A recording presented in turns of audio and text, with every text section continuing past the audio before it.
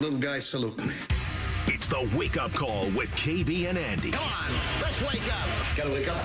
Are you sure you want to wake up to this? Come on now, wake up. I can't wait to wake up. Wake up, idiot.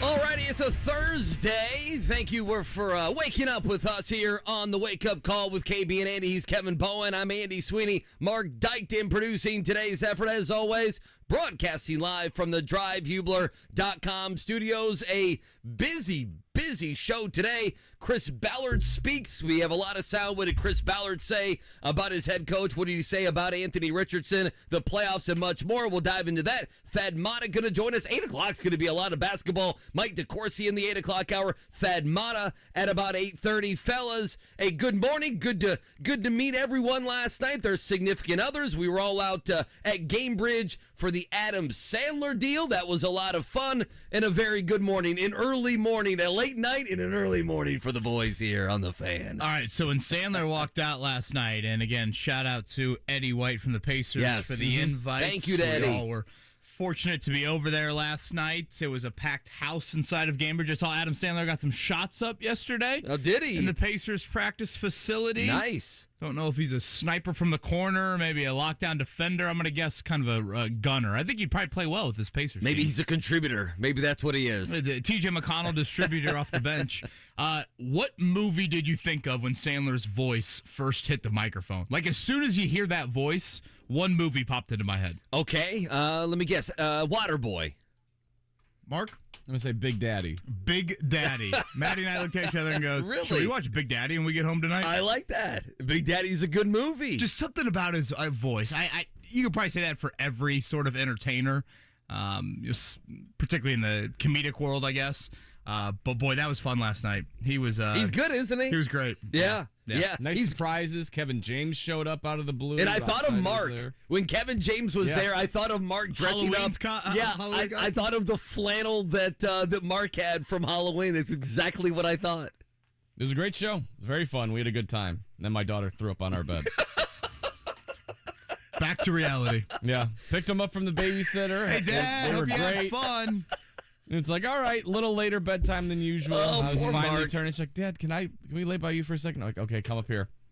I'm like, what was that? Nothing. And before she got the word nothing out all over the bed. This is why we can't have nice things. I'm like, well, that was... You can't get mad at her, Ghost can reality. you? I You looked at the can't get clock. mad at her at all. Vomit on the bed. Boy, that's good. So Mark those got are to one of bed those at 1 moments a.m. of like, this is why we don't go out. Yeah. This is why we don't try and have a Wednesday night where, like, you get home at, 11 o'clock, and it's a little late, and it's like, man, tonight would be a really nice night for all the kids to band together and say, let's sleep in a little bit here. Not at the Dykton household last night. Mommy and Daddy were out late last night. We're supposed to be the ones with rumbling guts because of alcohol. Come on, exactly, what are we doing here? You're not supposed to vomit. You're 7 years old. Mark, I'm sorry. Puke on the bed, and I looked at the clock. It was like 1 a.m. by the time I turned in. I'm like, I think the alarm. Like, clock's even though getting you pushed a cleaned it little up, later. you basically slept in puke last night. Yeah, I hate pretty it. much. And you know it, and I know it, and Chris Ballard knows it. That's okay. And everybody else knows it. I've done worse. I've got 3 daughters. You get used to all that stuff these days. It's like a living jackass. Oh, it's show fantastic. Well, it's good to meet everyone's it's a great wives time. and everything else. And Jimmy Cook brought his entire family with him. So Jimmy Cook in the house, Eddie Garrison in met the all house. them. I did love Eddie Garrison. Was like, yeah, you'll see Eddie White. Just go where he's at. I'm like, I've been here for like 2.5 months. Like, I don't know what Eddie White looks like. But thank you to him, and thank you for the Pacers. Good time last night, and then today we're busy. We're going to do a lot of football here in hour number 1. Chris Ballard on Colts.com. Chris Ballard having a conversation, about a 20-minute interview or so as we're halfway through bye week and everything else. So I think a couple things we can talk about. Talked about playoffs, talked about his head coach, Shane Steichen, Anthony Richardson coming back to the team, the future there. Anytime the general manager talks about the 4th overall pick, and obviously all the drama and all the excitement early on in the season around Anthony Richardson, we can dive into that. And then in the 8 o'clock hour, we have tons of of college basketball. Mike DeCourcy from the Sporting News and the Big Ten Network. He'll join us coming up at the top of the 8 o'clock hour. And then Thad Matta will join us coming up at 8:30. His team 3-0, KB. But it gets a lot more difficult starting Friday with Michigan State. Yeah, Breslin Center for Thad Matta's bunch. Really nice start to the season. Obviously, step up in competition and a reeling Michigan State team that they will get part of that Gavitt games. Robbie Hummel will be on the call for Butler coming up tomorrow night. And is tonight sneaky at all in Bloomington? I don't. Well, I feel like when you grow up in a basketball-centric state like Indiana, you know the mid-major schools in the Midwest. And I know that I'm starting off with a very nerdy comment, so my hand is fully raised here with this, Andy. But, like, I see Wright State on the schedule, and that sticks out to me more than Notre Dame losing to Western Carolina or, Houston Baptist or, insert your random mid-major from, where did Mike Davis coach and he'd go on the road a million games in a row? Texas State, was it? Was it Texas State, something Southern? like that. It was something, yeah. So when I see Wright State, I'm like, wait a minute. Wright State used to beat Butler on occasion back when Brad Stevens was the coach. I'm like, I feel like Scott Nagy, their head coach, has been there for a little bit. And if you look at the Vegas lines, Wright State is a 9.5-point underdog tonight in Bloomington. Typically, when you schedule these non-Power 5 home games, you don't think that they're going to be 9.5-point underdogs in your own building. So I'm a little more interested in this one tonight in Bloomington than I feel like I typically would be for, again, these non-Power 5, non-conference home games. Wright State 0-2, Wright State 167 in the Ken Palm, and it's so interesting that you brought that up. 57 minutes ago, and I wrote this down, really, and I wrote really next to it with a question mark. John Rothstein, does Indiana face a potential trap game tonight in Bloomington against Wright State before heading to New York City for the Empire Classic? The Raiders are 0-2, but have a star in Trey Calvin, 27.5 points per game, and another proven piece in Tanner Holden. So there you go. The answer, no. I don't think it's a trap game. If we're calling it out as a trap game hours before, I don't think it's a trap game. Plus, Indiana's kind of been stinky for half their time, haven't they? Indiana's been good enough this year to have a trap game. Exactly. But nonetheless, that will be tonight, 7 o'clock. Now, I will say this. In your previous market, Andy, you got a lot more of this, the Louisville, Kentucky venom. I don't think the Purdue, Indiana venom is at that level. But certainly you have poking of fun in that. I'm in a group text with some friends. There are IU fans in the group text. There are Purdue fans in the group text. Are you the only Notre Dame fan? I am the only Notre Dame basketball fan in the 317 area code outside of Ryan Bowen. By the way, shout out to my mother. Happy birthday to her. Oh, my God. Yes. Why are we talking about Mark's daughter puking on the bed? Screw Mark's daughter puking on the bed. Get that out of here. Colleen Bowen. Well, good. She is, by the way, a Ball State product. That might show up on the pop quiz. I was scrambling for pop quiz questions. I thought a happy birthday mom on the pop quiz with what college she went to might work out. That's a good son. You're being a good son today on this Thursday. The IU fan sends this text in the group chat last night. Heard there is a viewing party at Mackey for this game. What do you think the game was that he was referring to last night? He sends a box score, screenshot of the box score between two college basketball teams last night and goes, heard there's a viewing party at Mackey for this game. Oh, my goodness. I have no idea. Last night was like the deadest sports night you could have. Last night you had St. Peter's against Fairleigh Dickinson. Oh, did you really? My God, what a game. Now, is that low-hanging fruit for IU Nation? I mean, it is. I have no problem with that. But now, would Purdue fans counter and say, show me your NCAA tournament resume show me anything over the last 2 decades. Yeah. That would be it. We should have played that game. Fairleigh Dickinson won 71-70. It was a great game. What a barn burner. Why did we not? What did we have last night on the Fan? There were no Pacers. There were no Colts, right? There was no football on. We should have played that game. Don't know if the St. Peter's, Fairleigh Dickinson. Don't know if the Purdue contingent would have loved. 71-70. Look at that. As Andy said, Chris Ballard with a bye-week meeting with the folks over at Colts.com, J.J. Stankovitz and Lara Overton, earlier this week. First time we've heard from Ballard in season. That's pretty typical for him. I think early on in his tenure, he did make some quarterly appearances, if you will, on their Monday night radio show that you hear on these airwaves, but he hasn't typically done that in years past. I got a full article up on 1075thefan.com recapping it. We'll play a few of the clips. It is the first time, Andy, we've heard him talk about the Jonathan Taylor contract extension. Several questions, Anthony Richardson related.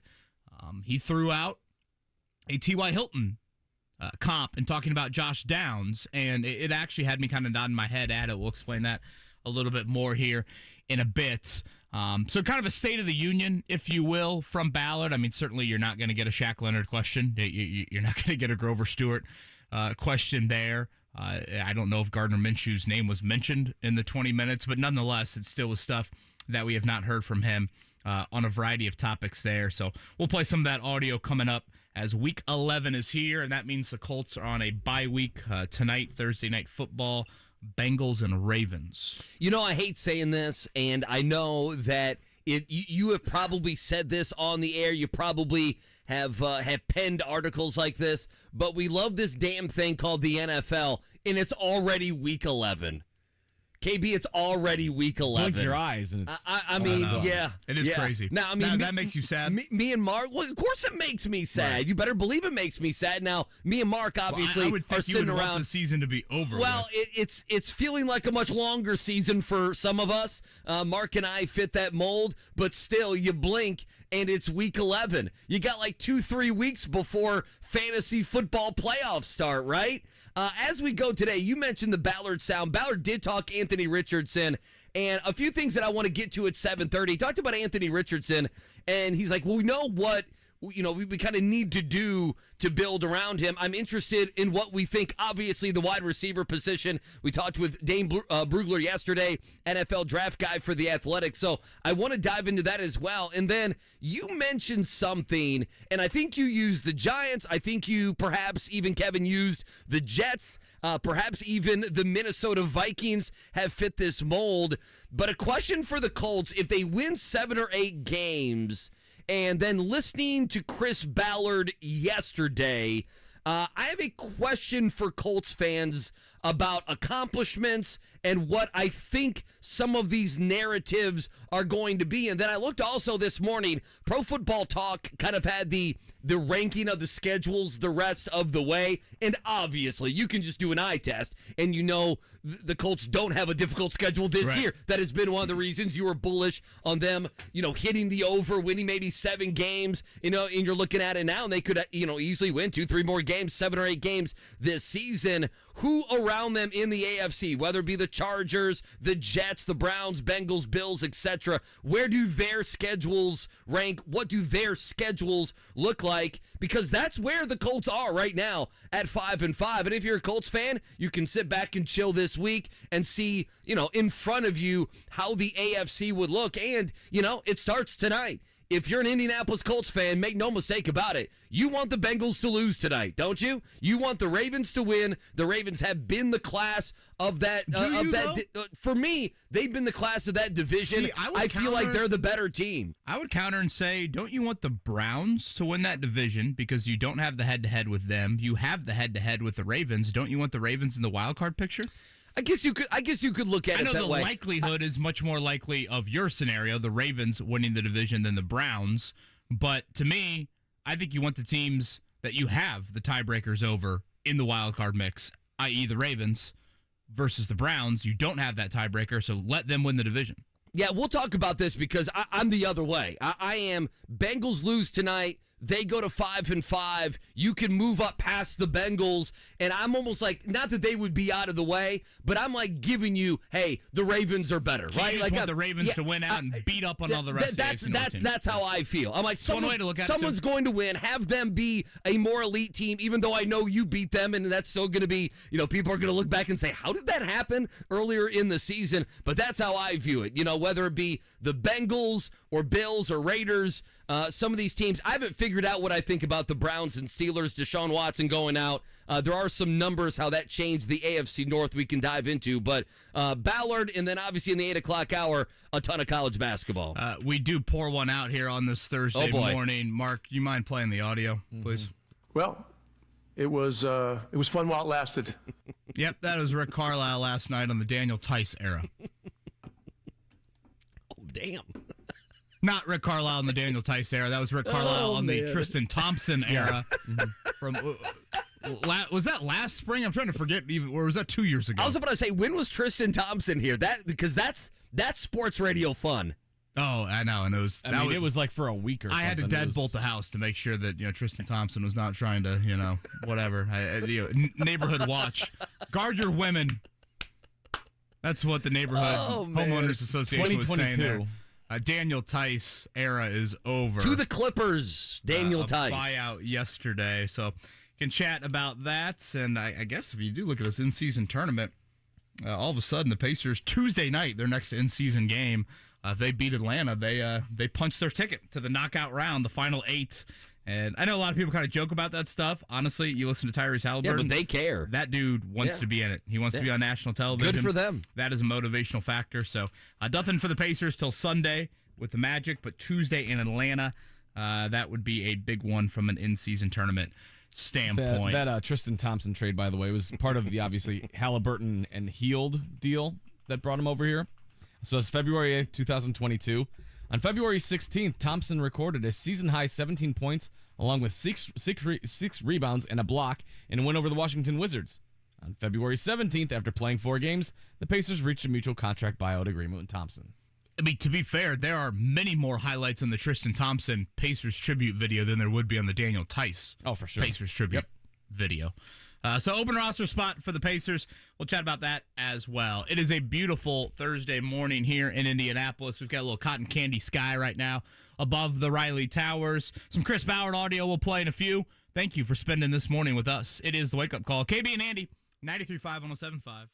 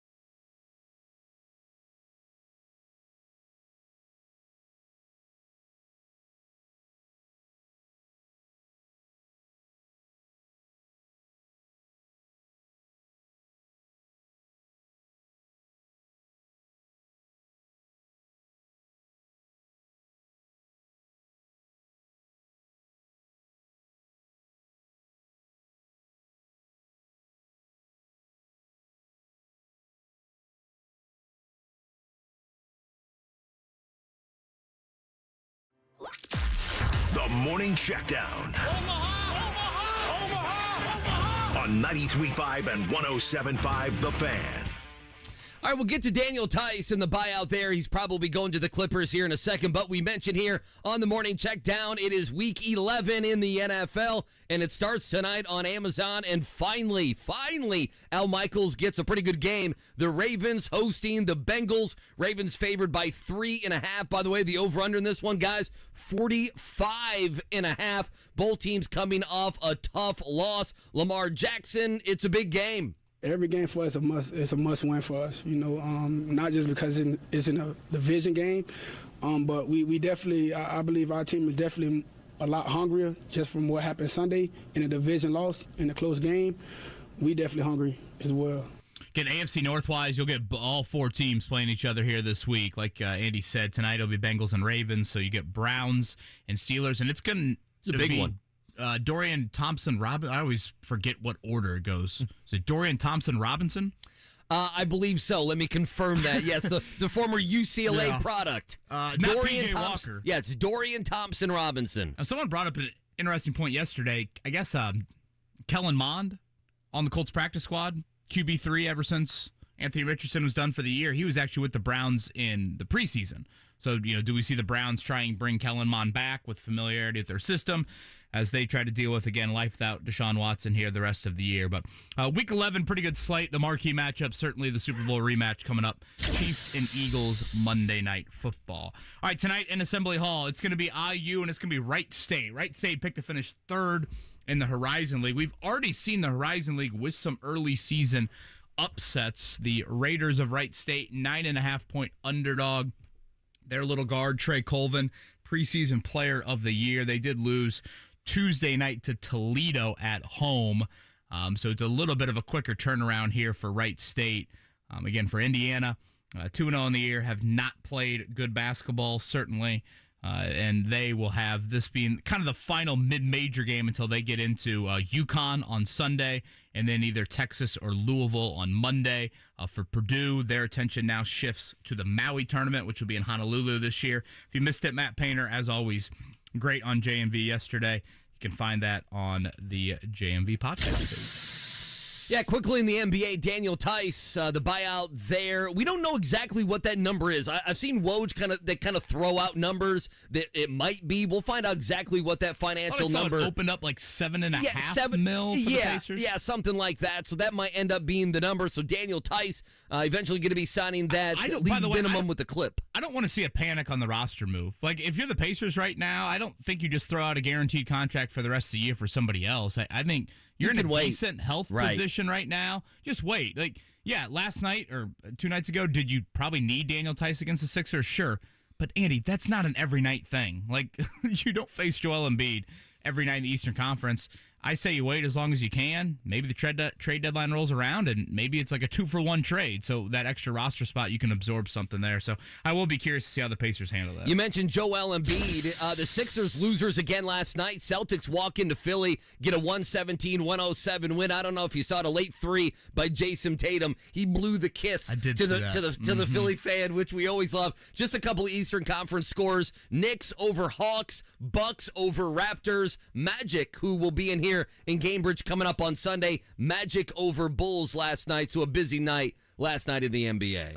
Good news for Trace Jackson-Davis that Draymond Green suspended 5 games. Yeah, and by the way, that's the right thing that he got suspended 5 games. The more I watch that and listen to the commentary, he deserved a 5-game suspension. Oh, for sure. They could have even been harsher on him, and I would have been okay with it. I mean, he's a repeat offender. Yeah, and at this point. Oh, yeah. Sure he is. So, yeah, I thought 5 games to me just seemed kind of obvious on that one. All right, on the other side, again, Chris Ballard, he met with Colts.com, kind of a bye-week check-in, State of the Union, if you will, on the 5-5 Colts, covered a variety of topics. We'll play some of that audio on the other side. I'm Kevin Bowen. He's Andy Sweeney. Mark Dykton with us. You are listening to The Wake Up Call, KB and Andy.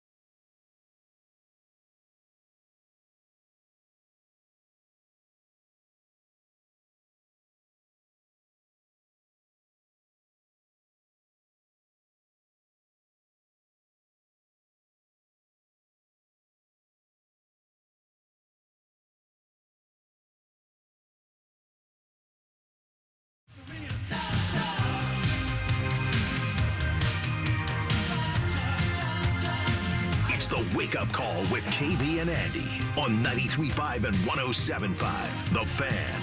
All right, we're going to get to some Chris Ballard sound here in just a second. Reminder, basketball hour coming up at 8 o'clock. Thad Matta at 8:30. We'll talk with Mike DeCourcy, college basketball insider, coming up at the top of the hour. He was, of course, there at the Champions Classic. We'll get his thoughts on that. Some early season hoops. Indiana in action tonight. Purdue going to Maui. Lots to talk about here in the Hoosier State, if you will. I wanted to ask you this. We were talking about it during the checkdown, and I had it on my sheet of items to bring up and to ask you guys. Deshaun Watson gets injured, and obviously Deshaun Watson has been a mess this season. Has been a mess, and that contract is a terrible contract. They got 3 years to live with that contract, with over $200 million of dead money the next 3 years if they were to move on from him. But KB, I was going to ask you this. If you remember back in the preseason, the Cleveland Browns traded Josh Dobbs to the Arizona Cardinals, right? When the Arizona Cardinals, they were not going to have Kyler Murray, and everyone's talking about them being at the very top of the draft and everything else. But they go and they get Josh Dobbs, and so now the Browns are being beat up. I mean, it's going to be P.J. Walker, it's going to be your boy there, Dorian Thompson Robinson, whatever the hell. I mean, we talked about that. Dorian Thompson Robinson, witness protection. Yeah, I mean, basically his name. And so do you blame them for getting rid of Josh Dobbs? They're being clowned for getting rid of Josh Dobbs. That's what's happening to the Cleveland Browns, and I kind of want to join in on that, but I also am like, hey, this is a backup. They got something back for him, and let's also not remember, I mean, Dobbs was good for a couple games in Arizona, and then it was like, okay, the NFL's figured you out pretty quick. Yeah, it's the whole third quarterback debate. Would fans have ripped Chris Ballard for cutting Sam Ehlinger back in late August? Probably not. No. And so we would have cared.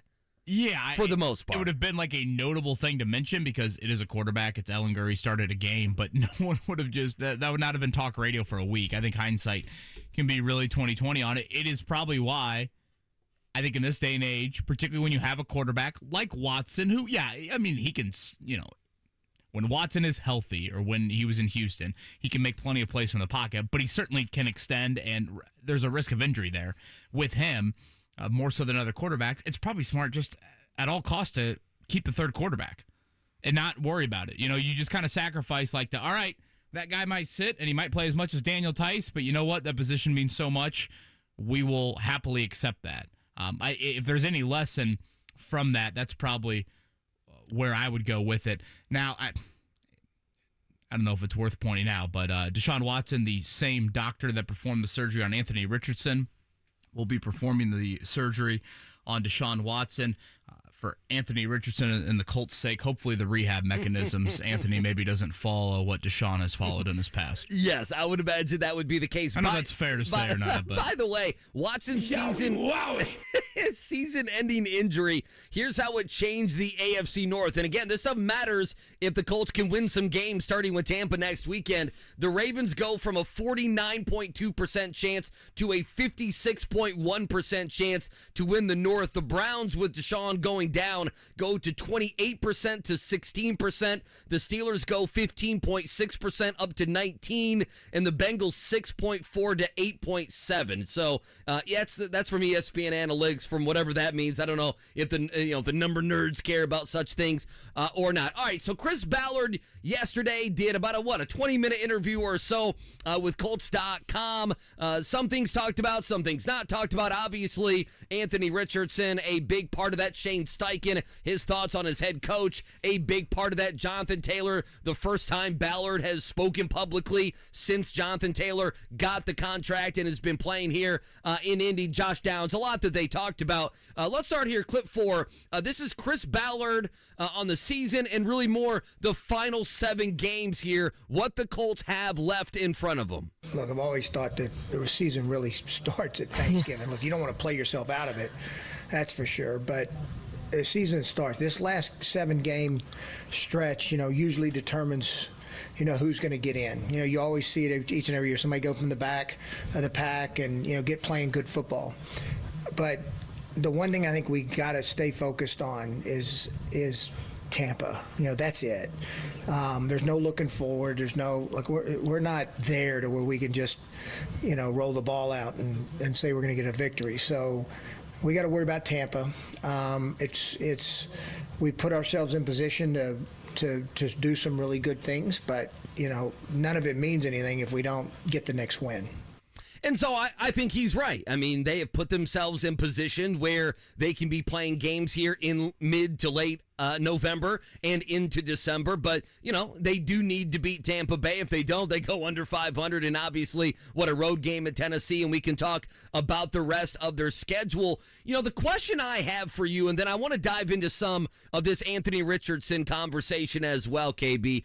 The question I have for you, and we've talked about this, and I think we've talked about it with a couple different teams, and I don't know how Colts fans feel about this going forward, mostly because we didn't think they were going to win 5. There are a lot of people that didn't think they were going to win 5 games the entire season. I was one that picked them to win only 5 games. So if they ended up now with 5 games only, at the end of the season, that would be a huge disappointment. We look here at the back end of November and December and say, wow, the Colts really fell apart. Wow, people really figured out, Gardner Minshew and Shane Steichen, and wow, what happened to the defense and everything else.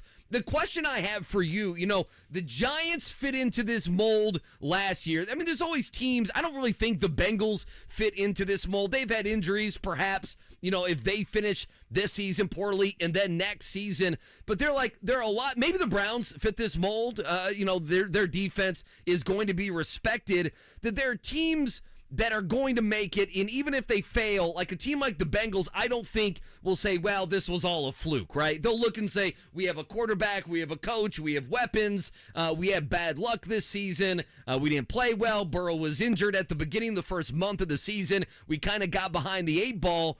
If the Colts win 7 or 8 games this year, it is going to be very easy for me, for fans, for you, for Mark Dykton, to say, well, I mean, listen, you won 8 games, and I mean, you didn't have Anthony Richardson all year. You won 8 games, and you didn't have Grover Stewart for 6 games. You won 8 games, and you had injury at the corner position, or you were extremely young here. You had a first-year head coach, and you can start to build the mantra in the offseason that the coach will know more. He'll be a second-year coach, and you'll bring in more talent, and you'll love the draft class. We talked with Dane Brugler yesterday about some of the guys that could be taken in April by the Colts, and I just wonder if they win like 8 games and maybe 7 fits this mold.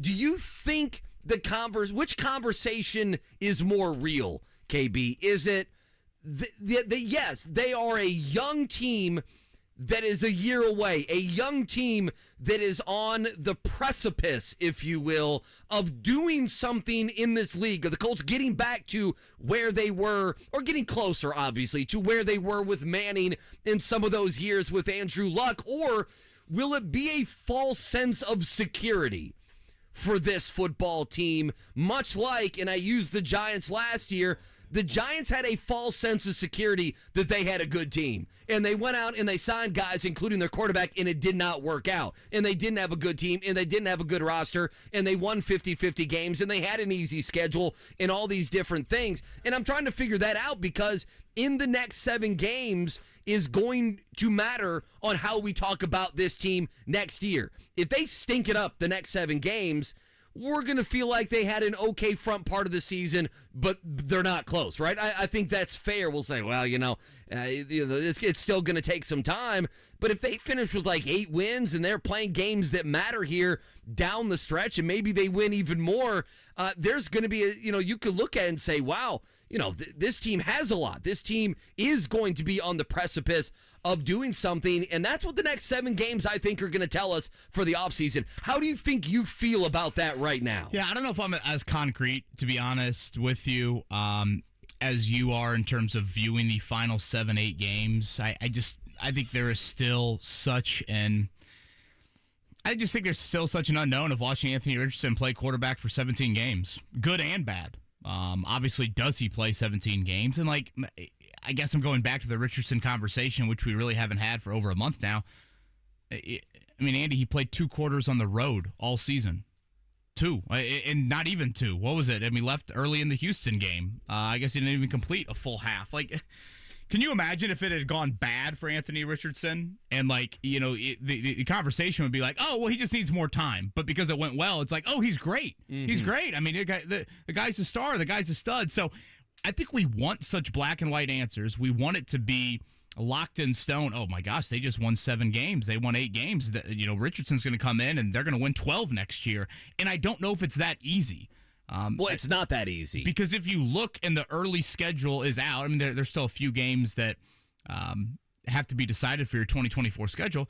The schedule's much, much tougher. I mean, next year you have home games against Miami, against Buffalo, against Detroit. All 3 of those would probably qualify as your toughest home game. Obviously, Jacksonville would be on it. Those all would fall probably as your toughest home game this season, based off how, you know, easy and manageable your schedule has been and will continue to be the rest of the year. So, again, I'd probably get a little bit away from overall team success and point more towards individuals. Like the fact that Bernard Ryman has, in my opinion, had a really solid second season, that to me is a very encouraging sign for next year.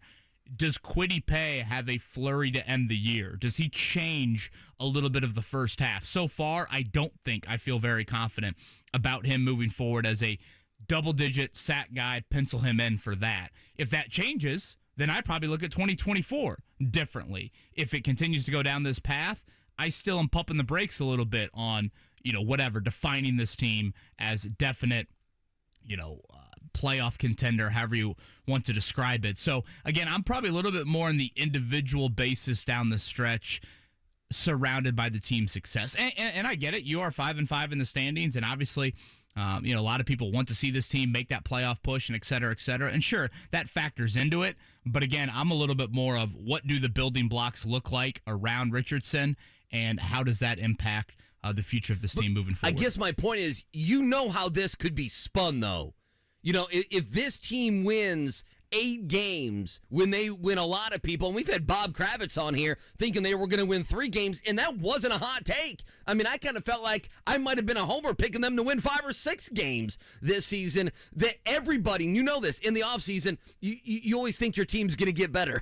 Right, oh yeah. So you think, wow, I mean, the Colts will be the popular pick next year to make the big jump. To take some sort of a step. Well, you know, if we did this, and that with Gardner Minshew, I mean, we can bring in Anthony Richardson, and we're going to be able to do this. Shane Steichen's going to be better. Jonathan Taylor won't be injured. He won't miss 4 games. He'll be there the entire season. We'll have a draft class. We'll get a free agent wide receiver. You know how fans go. That it's not like hey, we're going to win 9 games one year. I mean, I fell into this. I fell into the safe into my team could win 9 games. That means they're going to take that 9 game. That is now the floor. You know, if the Colts win 7 or 8, it's like, well, I mean, next year the floor has to be 7 or 8 games because they did that with Gardner Minshew and the offensive line being injured and defensive backs being young and injured like that. That's why the next 7 games matter for this season, but it's going to, I guess my point, it's going to be interesting to watch what the next 7 games do for the narratives and how that jumpstarts next year's conversation around the team. I think the most encouraging signs are at head coach and quarterback, more so than what that record will look like at the end of the year. It's the fact that what Richardson showed you on the field, small sample size, it was encouraging. Again, there's a lot of layers to the Richardson story that we'll obviously talk about for the next 10 months or so. And then Shane Steichen certainly looks more than competent to be able to handle this. And I just think, and Ballard said it yesterday with some of the Steichen clips, I mean, there is just a level of, and I think any new coach would have brought this, but I do think Shane Steichen, how he's wired, is very authentic. There's a demanding element to him. I think players appreciate that. I think he handles his accountability as himself and locker room wise in a manner that I think was needed as well.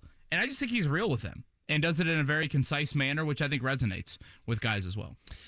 You want to hear that clip? We can right now. Here's Chris Ballard on his coach, Shane Steichen. Like, anytime you're doing something for the first time, you know, you're going to have some bumps. But here's what I thought this came out really strong in the interview. He's very authentic. He is who he is. You know, he's not trying to be somebody he's not. And I think players gravitate to that. they appreciate somebody that is the same person each and every day in their personality. And I appreciate that about him. Look, he's very demanding. He wants what he wants, and he's going to tell you. And that, look, that makes my job and my staff's job a lot easier when you know, hey, look, I need this to make this go. And he's real with them each and every day. And he's real with himself. Like, he doesn't just sit there and blame people when things go wrong. No, he takes accountability when it's his fault, and he'll hold the players accountable when it's their fault. So basically, that's what you said. Like Shane Steichen. You want to hear some of this Anthony Richardson? That's what we were planning on getting to. Chris Ballard on Anthony Richardson. I mean, I thought there were a couple interesting items, as obviously Richardson goes under the knife, a couple weeks ago, back with the team, rehabbing and going through all of that. This was at the very beginning, Chris Ballard talking about AR. I walked in on the back end of, when Andrew had his surgery, so I saw what Andrew went through. I saw that, the long rehab process and what he did before I got here.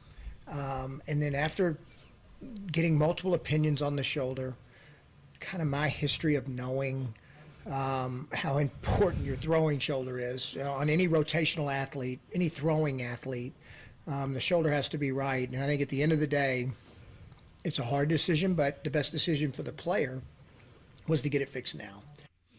So that was on the injury. I don't think there's anything surprising there, getting it fixed now. Chris Ballard continued the maturity of Anthony Richardson. Anthony's a really neat young man, and I think you saw it with his play. I mean, there's never a moment of panic, with him. He's disappointed. Of course he was, I mean, he wanted to continue to play. He actually sent a great message to the team right before surgery, sent a voice mail to Shane, and Shane, played it for the team, and it was really heartfelt and from the heart, and how much he cared and how much it bothered him that he wasn't playing. But he is far more mature, for a young man that just turned 21 years old than I expected. People may not know this. KB did the same with Mark and I. He sent a message to us before you went your hair procedure last week. Yeah, exactly. It was very motivational for us to be able to power through that Friday show last week. Yeah. Thank you. Kumbaya moment. Thank you for that. For the wake-up call. Ready to run through a brick wall. Yeah. Ballard said something else about Richardson that I found interesting yesterday about, protecting himself is the number one thing moving forward. And that's a debate, again, I feel like we had a month and a half ago that we'll probably continue to have once the season ends. But to me, it's not as much of Richardson protecting himself as what can the Colts do to help him protect himself. Again, I'll say the phrase a million times in the next 10 months. To me, you limit some of the design runs. You don't eliminate, you limit some of that. I look at all those plays and think of the 4 times he got injured this year. I don't think one time he took an unnecessary hit.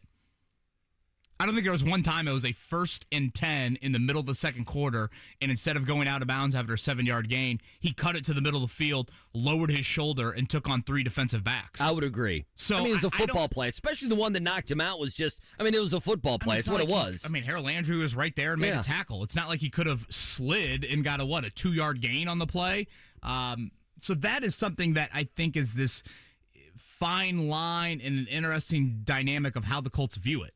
Do they view it in no, Richardson's got to do his part? And honestly, it's a little bit of both. And I go back to the Rams game. He had missed time due to the concussion, missed that Baltimore game in week 3. He comes back the Rams game. A lot of it was like, hey, how would he look like playing style-wise? What's going to be different with him?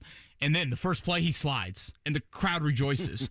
I honestly felt like when Richardson ran, it was not Josh Allen recklessness. It was pretty good decision-making. People can bring up the touchdown run in Houston. Again, to me, that was kind of a freak thing there where I honestly don't think he saw the defensive back until the very end of the play. At that point, he's going to slide at the goal line there. So I view it more in the Colts need to do their part. I don't think Richardson is a reckless decision-maker as a runner. I think the Colts need to look at it and say, all right, yes, we could run him into the ground, and you might see that instant gratification in one game, but do you see a 17-game reason for that? And that, I think, is a dilemma that the Colts need to do their part with. I think that Steichen ain't changing. That's how I view Ballard's things. comment yesterday got me thinking a little bit more he might nod his head at Shane believing that as well. Last one before the top of the hour. Chris Ballard, the future here with Anthony Richardson. Until you're around somebody, I mean, no matter how brilliant people are in this league, the more you see, and when you get to see him play, then it really, a light goes off. Okay, this is what we need to do to get this guy going. You anticipate and you project, but until you are with him and live with him and watch him play daily, understanding what a player can and can't do, especially at the quarterback position, and how you got to build around it, I think we got a pretty good handle on him, what he can do, and what we need to do to build around him. And that's interesting just because now that's what the next few months will be, KB. Yeah. How do they build around their franchise quarterback? And honestly, I would say probably one of the more encouraging elements of what you saw from Richardson in the small sample size was that poise. Was the fact that it didn't look deer in headlights. You watch Bryce Young and you're like, oh man, that looks a little deer in headlights. You watch Richardson, and I can't think of really any place where it looked like that. All right, on the other side, we'll have Mike DeCourcy. We'll do a little college basketball chatter coming up in the 8 o'clock hour. Again, Thad Matta joining us here at 8:30. It's a gorgeous Thursday morning. Thank you for spending it with us. Wake Up Call, KB and Andy on 93.5, 107.5, The Fan.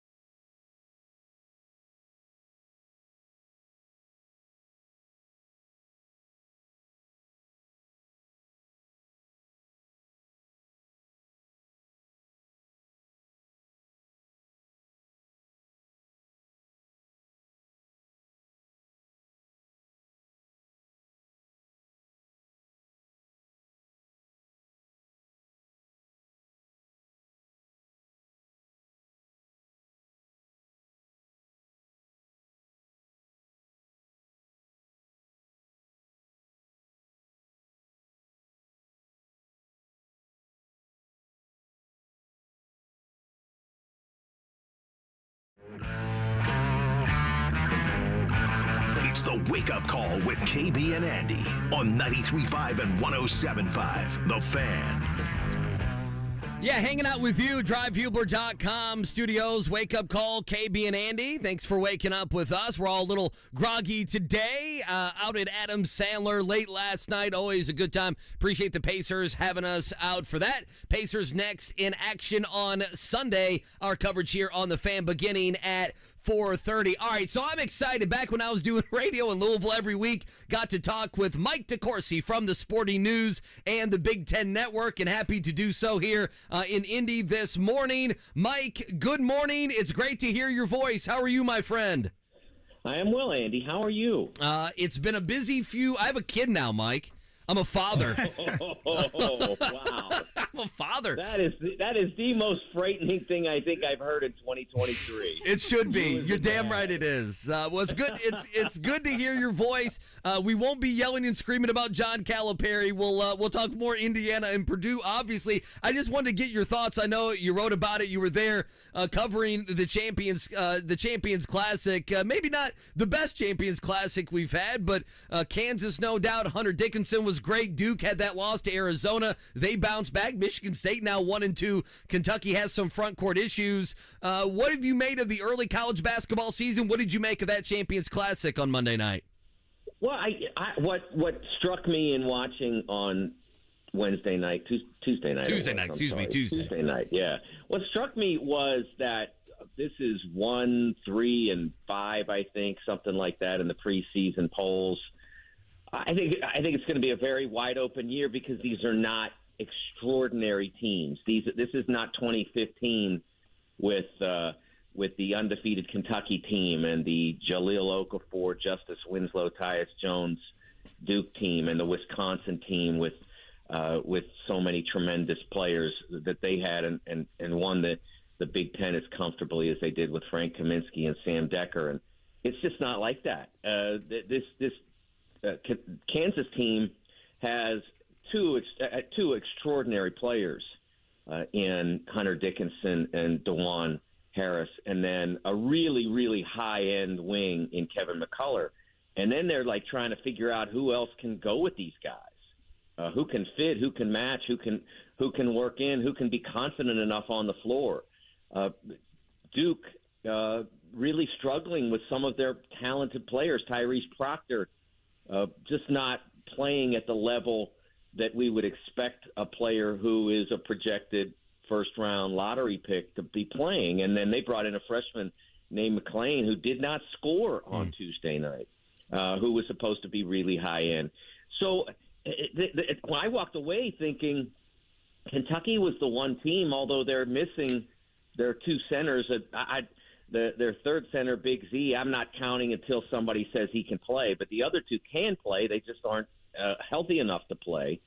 Until they get those guys out there, we won't know what they are. But I saw real talent out there. Not extraordinarily happy with every single player, but the ones who played well, there's real ability there. But they obviously are younger than most. So it's just going to be a year, I think, when a lot of people can look at it and say, yeah, we can win this thing. We've got a shot at this. There's nobody we can't reach. Mike DeCourcy, diehard Steelers fan as well. Always feel like that's worth mentioning when we bring him on. Will Mike be in attendance in a few weeks? Mike, will you go to the game in Lucas Oil? I am hopeful. I am hopeful, but picturing him throwing his terrible towel at other Colts fans in the building there at Lucas Oil Stadium. Can I say this on your show because of the audience? I will say that I have been to Cleveland, Cincinnati, some other places. There is no place, and it's interesting because I heard this from people who attend. I think when I think Indy went to Charlotte, maybe, or Jacksonville. The Colts fans are the best, like in terms of being like actual people, and not treating you like a human, even though you're in another team's gear. They are the nicest people. And I heard, like I said, I heard this. That I think it was maybe when they were down in Jacksonville or something. Somebody that I knew was sitting next to a bunch of Colts people and said they were the nicest people. I really feel it's important to say that because it's not the way it is in every NFL stadium. the way it is at Lucas Oil. And they cheer for their team as hard as anybody, but at the end of the day, it's a game, and Indy deserves a lot of credit for that. Is that a reason why they've only won one of their last 10 home games? Are they too? Neither are they too? I know, Mike. That was kind of a tough spin on it, but more fights in the crowd. Like that in the Peyton days. I think it has more to do with that. Yeah, we need more security breaking up fights during games here at Lucas Oil. Now, I want to shift gears here locally, and let's start with the Purdue Boilermakers. Obviously, a big week upcoming for them. In such a loaded field out in Hawaii. Lance Jones is the new guy, so maybe just based off he's really the only new guy outside of Miles Colvin, it's just intriguing in that, like, okay, is that the personnel boost that is needed? I do feel like I watch him, and I think he gives Purdue a little bit more than what Ethan Morton, I would say a lot more, honestly, than what Ethan Morton provided them in the starting lineup last year. Is that something that is intriguing to you? And like, okay, here's a guy that can do a couple of different things, can even handle the ball a little bit, get Braden Smith off the ball. Could that be maybe more of a boost than on paper it looked like in the offseason as, a Southern Illinois transfer who, wasn't like this Missouri Valley, player of the year? Well, I think he helps them. He gives them some toughness. He can create a little bit. If he shot 40%, he would be a lot of what they need. He definitely makes them better. I liked what I saw, but I believe that if the final hurdle is we've got to win the games we're supposed to, I think he certainly helps you there. If the final hurdle is we want to win the biggest games, I think Roosevelt Colvin's his assimilation into the lineup at the highest possible level is going to be a huge difference maker, because he's the one guy that they can put in there and say, this guy's he's got a shot. He's got a real shot at the league. He goes out there and busts 3 threes in a row the other night, shot them like he's Klay Thompson or something. I mean, he just no hesitation, no lack of confidence, great form, great precision, and he's a high-end athlete. He's the guy that they haven't had very often at Purdue, and I think he was underrated coming out of high school. I don't think that you can shoot one of the things that I complain about now with the way high school players are scouted is that I think that that shooting is still underrated. To me, that's right now with the way the game has gone.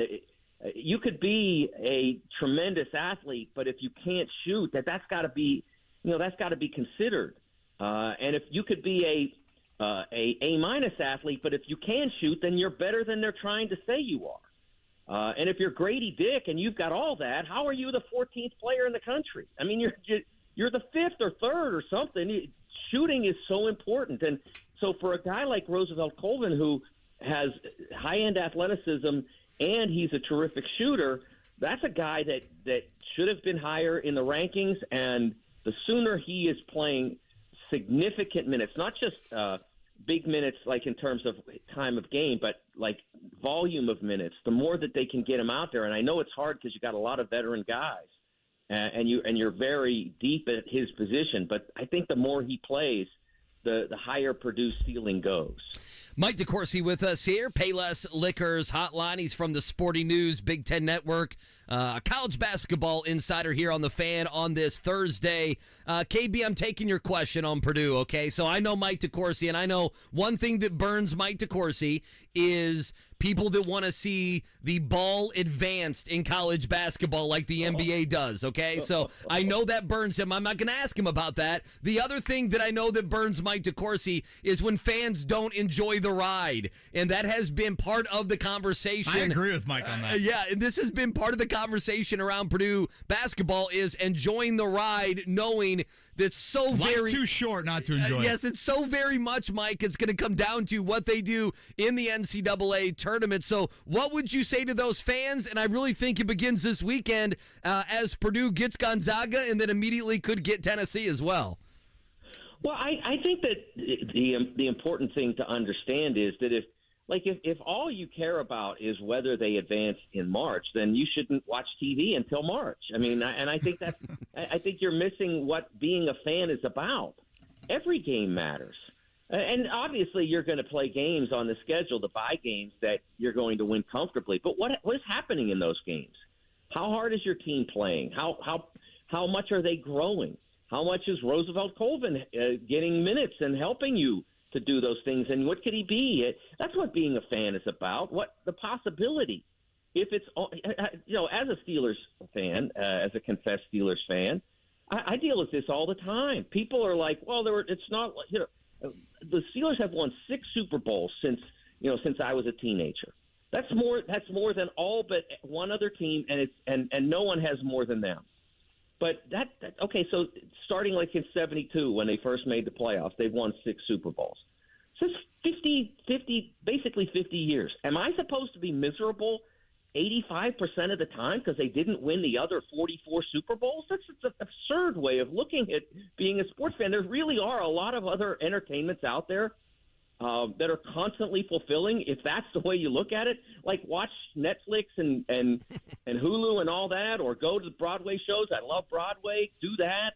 Listen to music. There's so many different wonderful genres of music that can fulfill you. I've been to the Jazz Kitchen. I went there 3 times this summer. What a great venue. Do that. Because if you're not enjoying watching your team develop, then it's really not worth being a sports fan.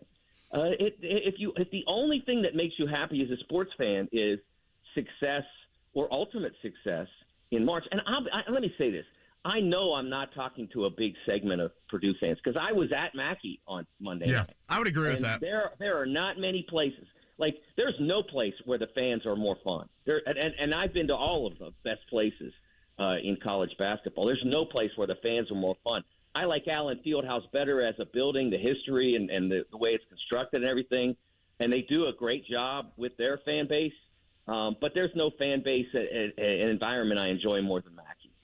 He is Mike DeCourcy. By the way, I went to Jazz Fest earlier this year. It was a great time, so I could not agree more. We had Rosie Bonus loving the music outside of the Jazz Kitchen back in the summer. Mike DeCourcy's with us here. Again, Sporting News, obviously big-time cover of college basketball. Let's shift gears down to Bloomington. It's not often you see Indiana as a single-digit favorite at home against a non-Power 5, non-conference team, but that is where they're at right now with Wright State tonight. 7 o'clock tip. Where is the panic meter for you after their performances against Florida Gulf Coast and Army? Well, there's no panic at all for me, the way I look at it. Would I like to see them do a better job of utilizing the three-point line or a busier job of utilizing the three-point line? Yes. That's really my only concern with that team. Can they do that, given their personnel?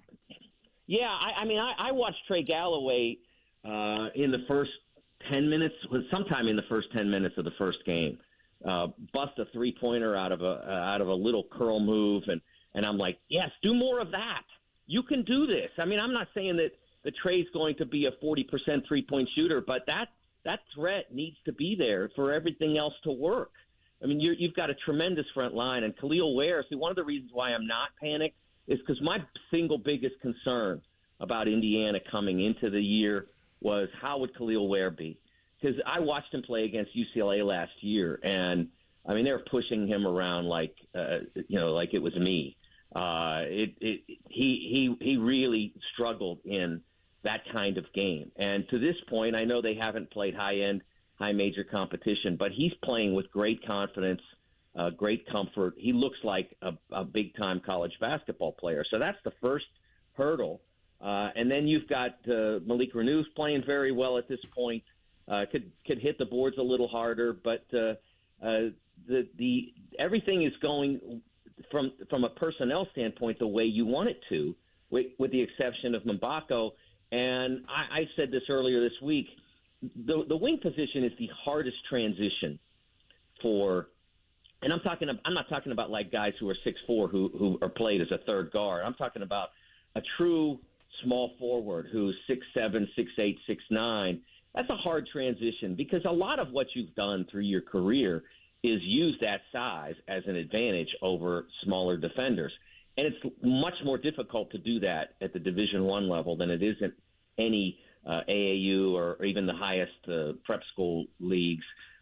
It's a totally different deal. So Mbako's going to have to make that adjustment, and it's going to take time And the more frustration there is, the longer it takes. The more understanding that that's the journey, the better it'll go. So that's the only player personnel concern. And that the one issue is that 3-point activity. And remember, they didn't use it enough last year either, and they had Miller Kopp shooting 46%. So it's the one element of the way they play that gives concern, and that concern is amplified because you don't have anyone who's a proven off-the-ball deep shooter. Mike DeCourcy, Sporting News, Big Ten Network on the Payless Liquors hotline. Mike, I mean, listen, I need to ask you. I know you wrote about it through the eyes of Dame Fife, but, while we have you on, Bobby Knight passing away a couple weeks ago. So many former players came on the stations here, people that covered him over the years. We had Roy Williams on a couple days after. Roy just giving stories for about 30 minutes on the air was fantastic. His life and then his passing, we know how confusing and how polarizing, I think is the better word, Bobby Knight was. What stood out to you? He passed away, and then all the stories that kind of came out. Give us a story, give us something as Bobby Knight passed away a couple weeks ago. I know you followed him for a number of years.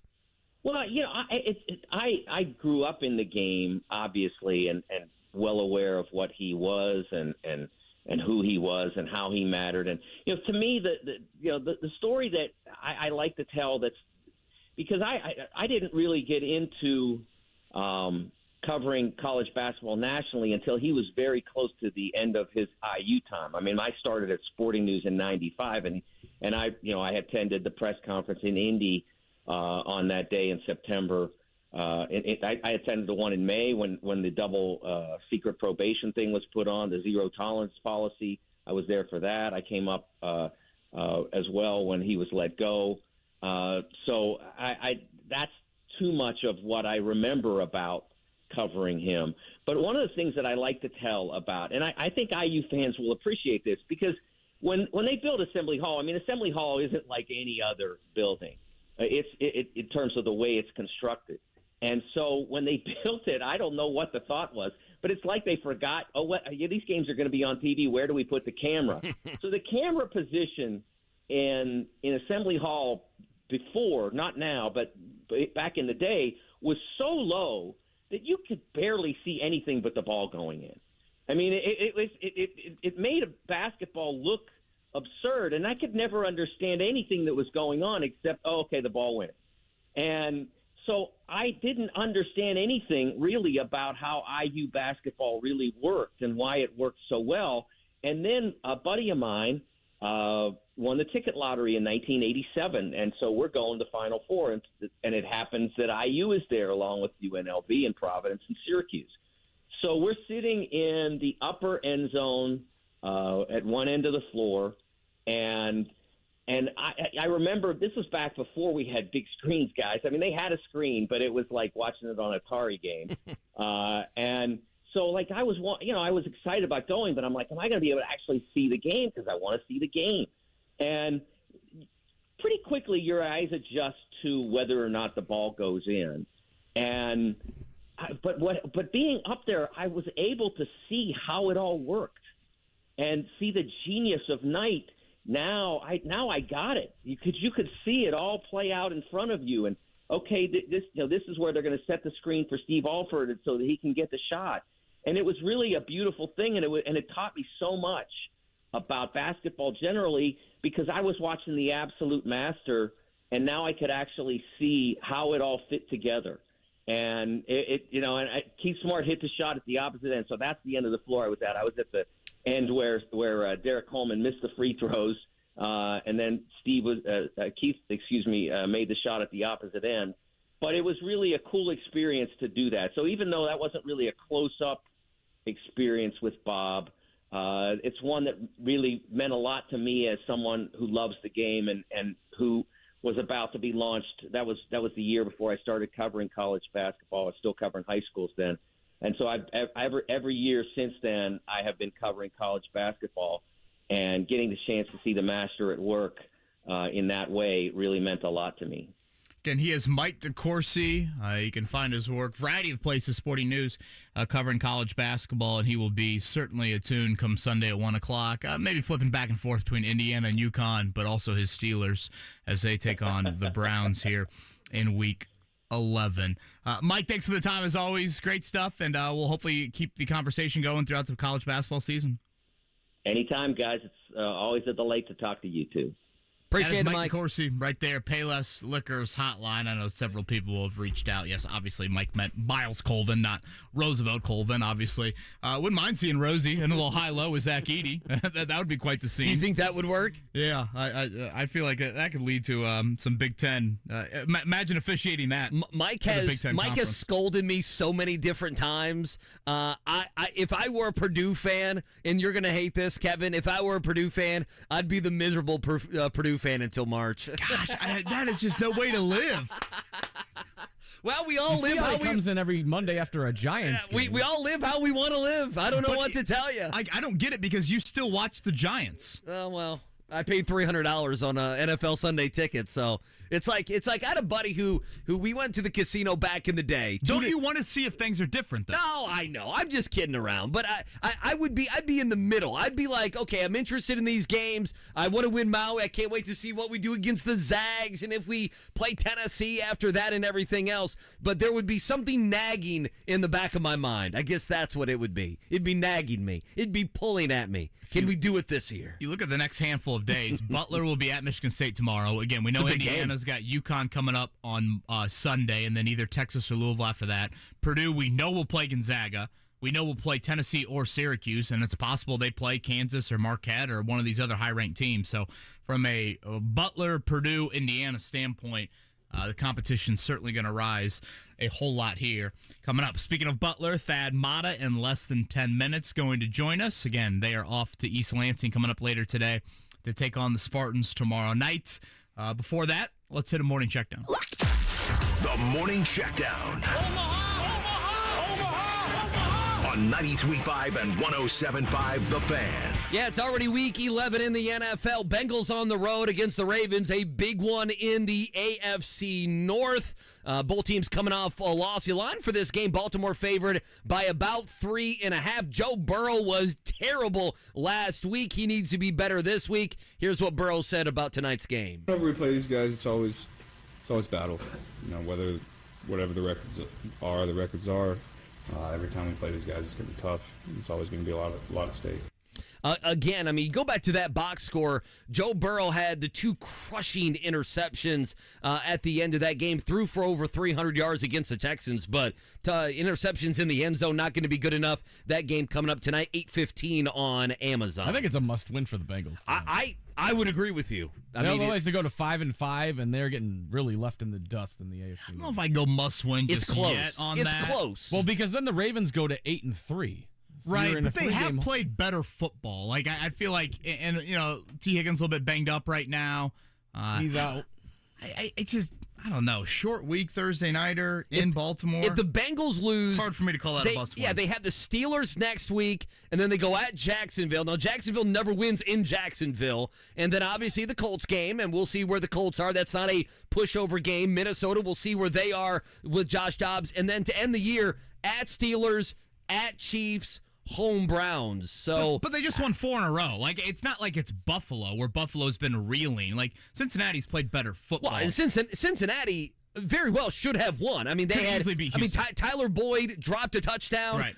You know, they had an like I said, the Burrow interception in the end zone. I mean, they probably lost out on 17 points by a drop touchdown and by interception. Tonight in Bloomington, 7 o'clock, it will be Indiana and Wright State. Our coverage over on WIBC, our sister station. An hour before that tip with Don Fisher and company. Again, Indiana favored by 9.5 in this one. Wright State was picked to finish third in the Horizon League. They are 0-2 on the year. They lost to Toledo by 1 the other night.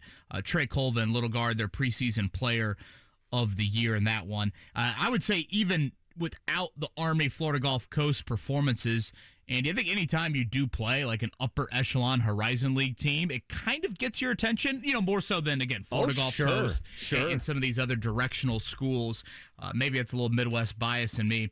coming out, but I'll be very curious to see how Indiana responds before they are off to face UConn coming up Sunday afternoon. Yeah, quickly in the NBA, Draymond Green, his his chokehold, his sleeper. Who was the sleeper? Was that Roddy Piper, Mark? Who made that like the most famous? It was him, was it not? Yeah, I mean, he was Bob one of Backlund them. With the Bob Backlund, cross-faced chicken. Okay. Well, anyway, you put your arm behind your head so you could, or your back so you couldn't get out of it. I will say that was impressive by Draymond. I mean, he's given up how many inches to Rudy Gobert there? I mean, he is. Rudy's like, what exactly is going on? I still love Steve Kerr almost like hanging on the leg like Alonzo Mourning there and Jeff Van Gundy. But anyway, 5-game suspension. Also last night in the NBA, Knicks over the Hawks, Celtics over the Sixers, Bucks over the Raptors, Magic over the Bulls. All those games matter as we talk about the Indiana Pacers. Good for Trace Jackson Davis that Draymond Green is out for 5 games. Well, it's not bad. Be curious to see how that influences the minutes for the Center Grove and Indiana product. College football for this weekend. Again, Indiana and Purdue are both favored in Big Ten games. That just Someone is give me stunning. this. It's too bad Scotty's not here this week. We need somebody to go run the numbers on exactly when the last time that happened was. Again, it could have been within the last couple years, but I just feel like there's not a lot of instances where both Indiana and Purdue are favored against Big Ten opponents the same week. Well, and to add to it, it's not like both are playing at home. Purdue is on the road, and both are favored by at least 3. Right. It's not like we have this like 1.5 here. Purdue a 3-point favorite at Northwestern. Indiana 3.5 over Michigan State. Notre Dame back in action. Senior day for Sam Hartman. That is against his former team in Wake Forest. Really, It's not a great week of college football. You're going to the best game. I would say that's the best game. Tennessee, Georgia. Oh, no, it's the best game. Isn't game day at James Madison? Yeah, that's fine. I mean, that's fine because they got to save some of the SEC ones. But no, I mean, you had the best game simply because can Tennessee's offense do the unthinkable? At some point, will Georgia lose a game? I mean, they're about to go 3 full seasons without losing a game, being 10-0. I mean, to me, if they Am I allowed to storm the field, by the way, if Tennessee wins? Oh, I think you have to storm the field. I think that's show content right there. Yeah, well, I will do it regardless. I just didn't want to be judged. Well, make sure you're videoing and everything, right? I mean, make sure you get the video and everything so you get those hits. Well, they'll just see me with that camera shot. You know, I'll be the one wearing orange, and they'll just see me. You'll be the one wearing orange? You'll be the one to identify. Be 108,000 Don't people. you think they could recognize me with the hair? I'll make sure the hat's off. Man, that scenery is going to be good. Where are you sitting? Do you know where your seats are? Like pretty decent seats? Or? Yeah, I think we're like top of the lower level. Oh, that's great. But it's a huge. I mean, it's a 100,000 seat stadium. Oh, it's a huge stadium. Yeah. I mean, but if they win, I mean, you're looking at. I cannot wait. You're looking at Georgia will pound Georgia Tech, and then they have Alabama. I mean, this is the last hiccup. This could throw a complete wrench into the college football playoff if Tennessee could do the unthinkable. Thad Matta on the other side. He joins us next.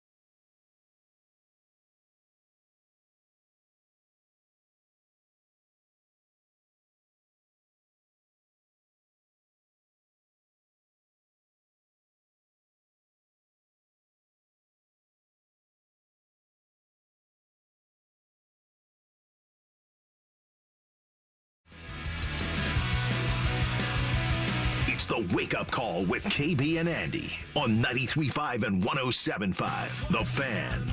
Appreciate Mike DeCourcy joining us. You miss any of his conversation or the conversation with our next guest, Thad Matta, you can check it out. 1075thefan.com. Wherever you get your podcast, check us out. It is the Wake Up Call hanging out with you on this Thursday. We'll keep the hoops conversation going. We'll go back on out to the Payless Liquors hotline. Thad Matta joins us here on the program. Coach, good morning. How are you today, sir? I'm doing fine. How you guys doing? Oh, we're doing fantastic. So happy for you to join us on this Thursday. Well, 3-0 on the early season. Obviously, the competition picks up here in the next couple weeks. Michigan State coming up on Friday, and then Florida Atlantic, and then Texas Tech. Give us, a grade. What have you seen from your team early on this season, and then the next 3 games, especially the level of competition, really going to be picking up for you guys?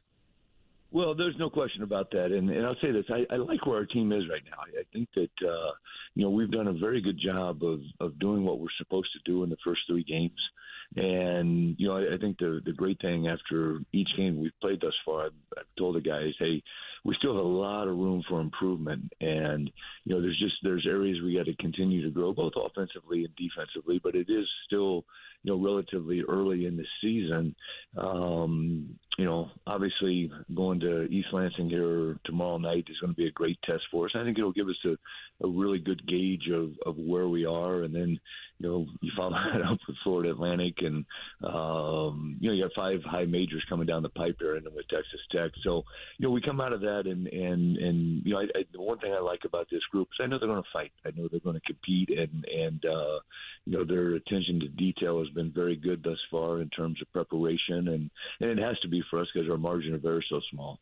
How difficult, Coach, do you think those practices have been with Tom Izzo, given that his team 1-2 are on the early season? How do you think those are going? Yeah, it's funny. I don't know. Obviously Pierre Brooks plays for us, and he was up there, and Reese Joseph played a couple years up there. So they said things could be a little bit rough, but I saw an interview with him after the Duke game the other night, and he said, "Hey, we're not playing bad. We just got to make shots." And defensively, they're as sound as they always are. They're going to race the ball in transition, and they're unbelievable in scoring in the first 6 seconds of the shot clock. We got to get back, get them stopped, and make them run their half-court offense, and hope that the shooting woes continue a little bit. But we know we're going to have something to do with that. He is Thad Matta. Again, a trip to East Lansing tomorrow night. The 3-0 Butler Bulldogs on the year. Coach, all 3 by at least 30 points so far. You guys did have some blowout wins early last season. Does this start feel different to you? And if so, why or why not? Well, it's completely different. I don't know. Just the vibe's a lot better this year, just in terms of and I also think this. Last year I think we were playing with 7 guys at this point, and right now we're running 10 deep, and we're able to get the young guys a lot of minutes right now that hopefully is going to pay off for us down the road. But no, just a little bit different. I think our defense is more sound than it was. We're a little bit tougher than we were at this stage last year. Did I hear correctly from Lil Birdie that you might have gone Van Morrison with one of your players? I did, yes. Yeah. Days like this. Atlanta, I think, was 2 for 4 from the line, or 2 for 4, I think it was. I told him he's a great free throw shooter, and they said, "Hey, Mama said there'd be days like this." And did you play the song? No, he didn't. He doesn't know Van Morrison. I was about to say that was going to be my follow-up. It's a great song. I was just curious if you sat him down in the office and say, "All right, Landon, you haven't shot it great. Let's listen to the song and make sure we start seeing the net differently." No, well, next game he had 4 for 7 from 3, so that was a good thing. That's great. Thad Matta with us here on the Payless Liquors hotline. You mentioned Pierre Brooks, a good start to his season, a nice write-up in the Indy Star about him. How do you keep him level, specifically him level, going against his former team on Friday? You know what? I don't know. I think Pierre has a great maturity about him. He's got a great focus.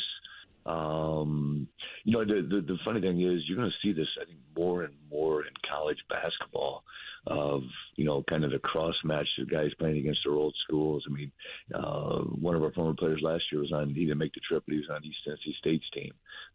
We got Pierre, Pasha will be playing against St. John's in January. It's amazing now how I think common this is going to become throughout college basketball with all the transferring. He is Thad Matta. He's with us here on the Payless Liquors Hotline. Again, Butler 3-0 on the year. Gavitt game's coming up tomorrow night. That is a trip to the Breslin Center to take on Tom Izzo. Obviously, if you made a list, Coach, of people you've coached against the most in your career, certainly Tom Izzo would be near the top of that list. What has made Tom Izzo one of the most successful college basketball coaches, regardless of era? I think this. Tom is just he's a coach's coach, and you talk about a guy who has stood the test of time, and every year, I don't know what it is, 20-some years they've been in the NCAA tournament, and I know, you look at a guy that has spent his entire career at one place. That's hard to do in today's day and age, and the time I've spent with him off the court, I mean, he's a guy that cares about the welfare of the game of college basketball, and I've learned a lot from him. I really have.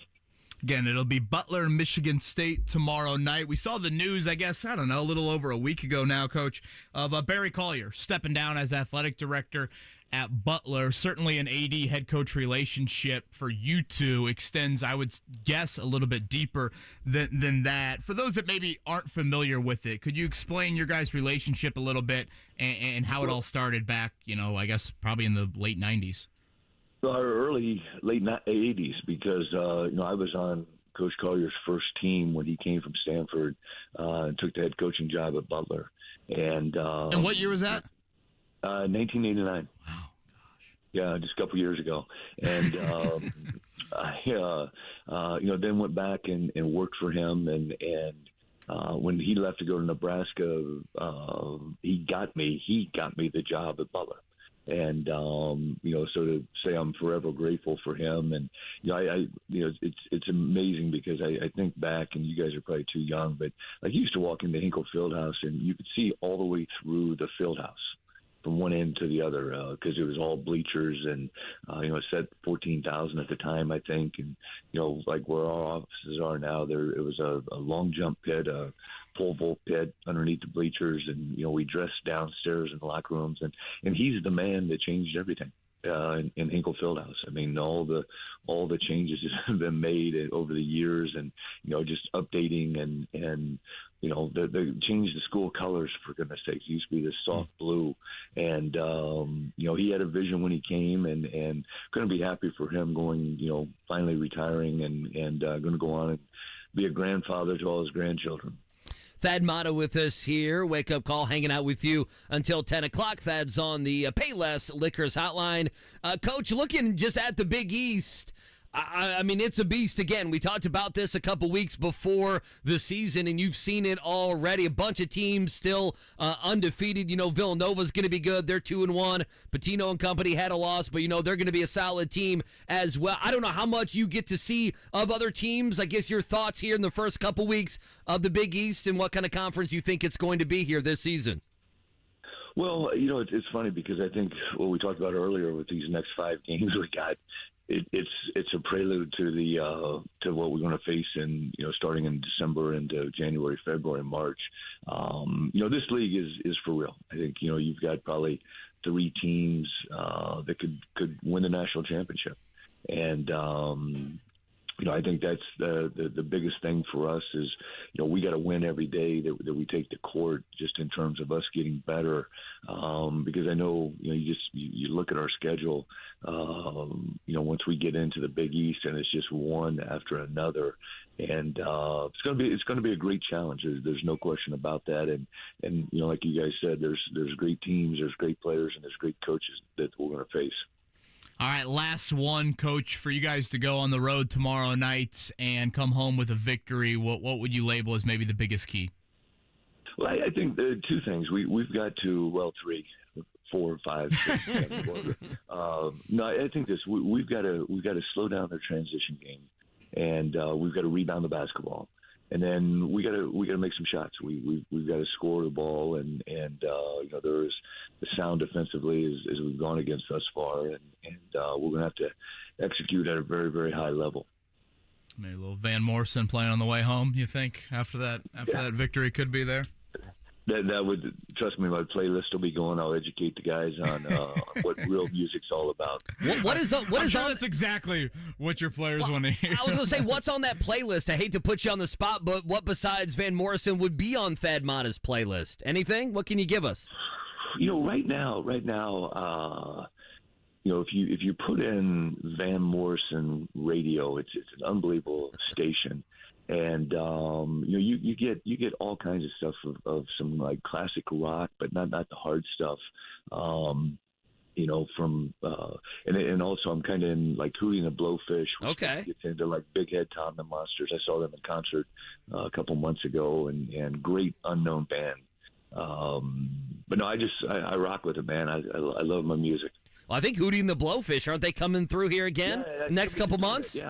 Yeah. I've actually got to spend after a concert one night. I was on stage with Darius Rucker over in Columbus, Ohio, and got to hang out with him. Huge college basketball fan. We have Rick Carlisle on every Tuesday, Coach, and he's a huge Hootie fan as well. How about Hornsby, that? Bruce Hornsby as well, and I think you have a relationship with him, right? Yeah, I know Bruce well. I know that Rick supposedly has been on stage with him. I think does he play guitar? I think Bruce was telling me that. Yeah, and I think he's got a piano background as well. Okay, yeah. No, Bruce Hornsby is the greatest dude I've ever met. Huh. Yeah. How about that? Well, little days like this to send Thad Matta off here on this Thursday morning. Coach, thanks for the time. Appreciate it, Coach. Great musical selections, and good luck tomorrow night. All right, fellas, thanks. There we go. Thad Matta right there in the Payless Liquors hotline. Players have no idea what that is. No idea. So Butler, at the start of the season, as he mentioned, they were playing a lot of guys already this year, and Landon Moore had kind of a rough shooting night, and so told Landon, all right, Mama said there would be days like this. Sure enough, Landon bangs home a couple threes in that next game there. We do have, and I guess it's the perfect time to do this now, we do have a pair of tickets to give away for Butler, Texas Tech. Coach mentioned that, the upcoming schedule, a lot of Power 5 conference teams upcoming for the Bulldogs. That is 2 weeks from tonight at Hinkle. They will take on Texas Tech. So I'm going to go here for a trivia question. And feel free to call in. That would be 317-239-1070. We'll do this off air, the trivia question. Andy Sweeney, Thad Matta's first year as head coach of Butler. He was only here for a year, left, went to Xavier after that. His leading score in that season was my head coach at Butler basketball camp. Was it really? For a year. Name me the Butler leading score in Thad Matta's first season at the helm. We will do that offline. We'll continue a little Colts conversation, some Chris Ballard audio on the other side. It is the Wake Up Call with KB and Andy on 93.5, 107.5, The Fan.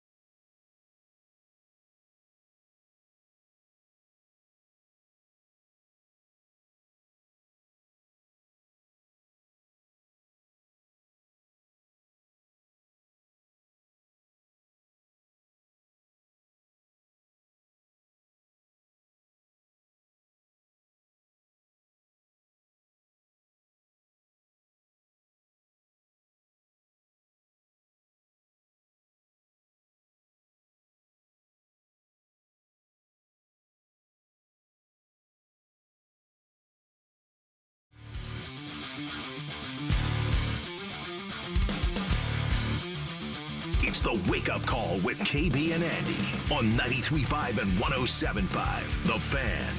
I believe Alec was our winner to the trivia question. Now, KB left the studio. Shout out to Alec. Kevin, you left the studio. Poor Mark. And we got a lot of callers, but a lot of the callers didn't know the question. So poor Mark Dighton, or Mike Dighton. Yeah, Mike is my code name. He had to recite the question about 9 times.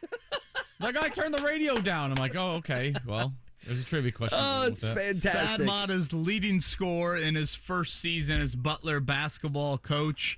That would have been the 2000-2001 year. Also, my coach at Butler basketball camp one year. That would be Thomas Jackson. 13 points. I loved watching Thomas Jackson as a point guard.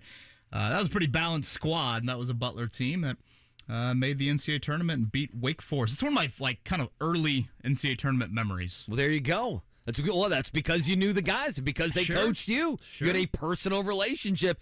Just looking at stats, I didn't ask him this, but how much the game has changed. Thad Matta's teams right now are shooting 26 threes per game at Butler. That's what they're shooting right now. His teams, like if you go back to 2011, his Ohio State team, which was fantastic. I mean, that's a team that had Sullinger on it. I mean, that was one of his better teams. You go back to 2011. Buford. Deshaun Thomas. Yeah, Buford, Kraft. So many good players on that team. They shot 13 threes per game. Well, and honestly, that kind of gets a little bit into the Mike DeCourcy conversation in regards to Indiana that we have. Of when you talk modern day college basketball, Indiana just does not use a three-point line at all. They're not modern. They're a big team at all. that needs to go inside. It is archaic, right, honestly, in the weapon of the three-point line and how they utilize it. And I just don't know if that changes this season, given their personnel. Certainly, you would think more McKenzie Mbaka would mean more three-point shots. But, again, we have not seen the five-star freshman really play hardly at all in the second half of these first couple of games. Again, Chris Ballard made an appearance with Colts.com, a little State of the Union. Really first time we've heard from Ballard this season about his 5-5 football team. We played some clips earlier. The first time he's talked about Jonathan Taylor and that contract extension. This was Ballard yesterday on Jonathan Taylor and the new deal. I mean, look, the business end of this can get dicey at times and emotional, and understood. And I think once we finally kind of took a step back and evaluated it for what it is and who Jonathan is, we want to do everything we can to keep as many homegrown players as we can. That's been our history, and I think we got a pretty good track record of it. And being able to get a player that's been highly productive for us and been great not only in the building but in the community, we think is very important. And we think going forward, I mean, Jonathan's 24 years old. He's still a young player, and we think has a really, really bright future ahead of him. He's starting to get going, and I still don't think we've seen the best of what he will be. And then I don't want to kind of push to the side what Zach Moss has done. Zach Moss played not good football, great football for us. And I know this last game, the carries got a little out of whack with Jonathan getting most of them. I know our staff will work hard because Jonathan needs to be in. I mean, both Jonathan and Zach need to be involved for us to be successful. Selfishly, I would have thought to myself, what about that 4-win comment you made at the start of the year? Well, that's what I read. That's exactly, boy, how the tone has changed. What changed with that? And obviously there's a lot I think you can pick from that answer. I probably think Zach Moss deserves more than one carry, but I still think Jonathan Taylor needs to be the bell cow and the focal point. Yeah, I mentioned this earlier in the week. I'd like to see Taylor more in the passing game involved. Right now, it's a logjam, running it up the middle. I think he should have 4 catches a game. Yeah, is that a bad number? I think that's a good number, right? Fair number. I think he should have 4 catches a game, and one of them can turn into something. 4 catches, 40, 50 yards a game. That's what I think he should have. Defensive back tackling a 220-pound guy who runs 4.344 is not a guarantee. The other thing I would mention there is, and Ballard is very proud of we keep homegrown talent. I mean, he mentions that a lot. Honestly, that was probably the first Jonathan Taylor talking point. If you go back to June, that was when Taylor said, look, I know what past precedent is. If you are homegrown talent and you perform on and off the field, this team keeps you. Does that mean Michael Pittman is unquestionably back? I mean, I don't feel that way. Am I reading too much into that? Well, they don't use the franchise tag. I mean, to me, Pittman would be a guy that you would at least consider. I know the money would be a lot. I would on also the franchise argue tag. they haven't had a lot of great franchise tag candidates. Do you think Pittman is actually, this might be something we can even dive into as we go. We're going to have a lot of time. Do you think Pittman's going to be a little bit more interesting than even the Jonathan Taylor situation, just because wide receivers are valued much more in the NFL?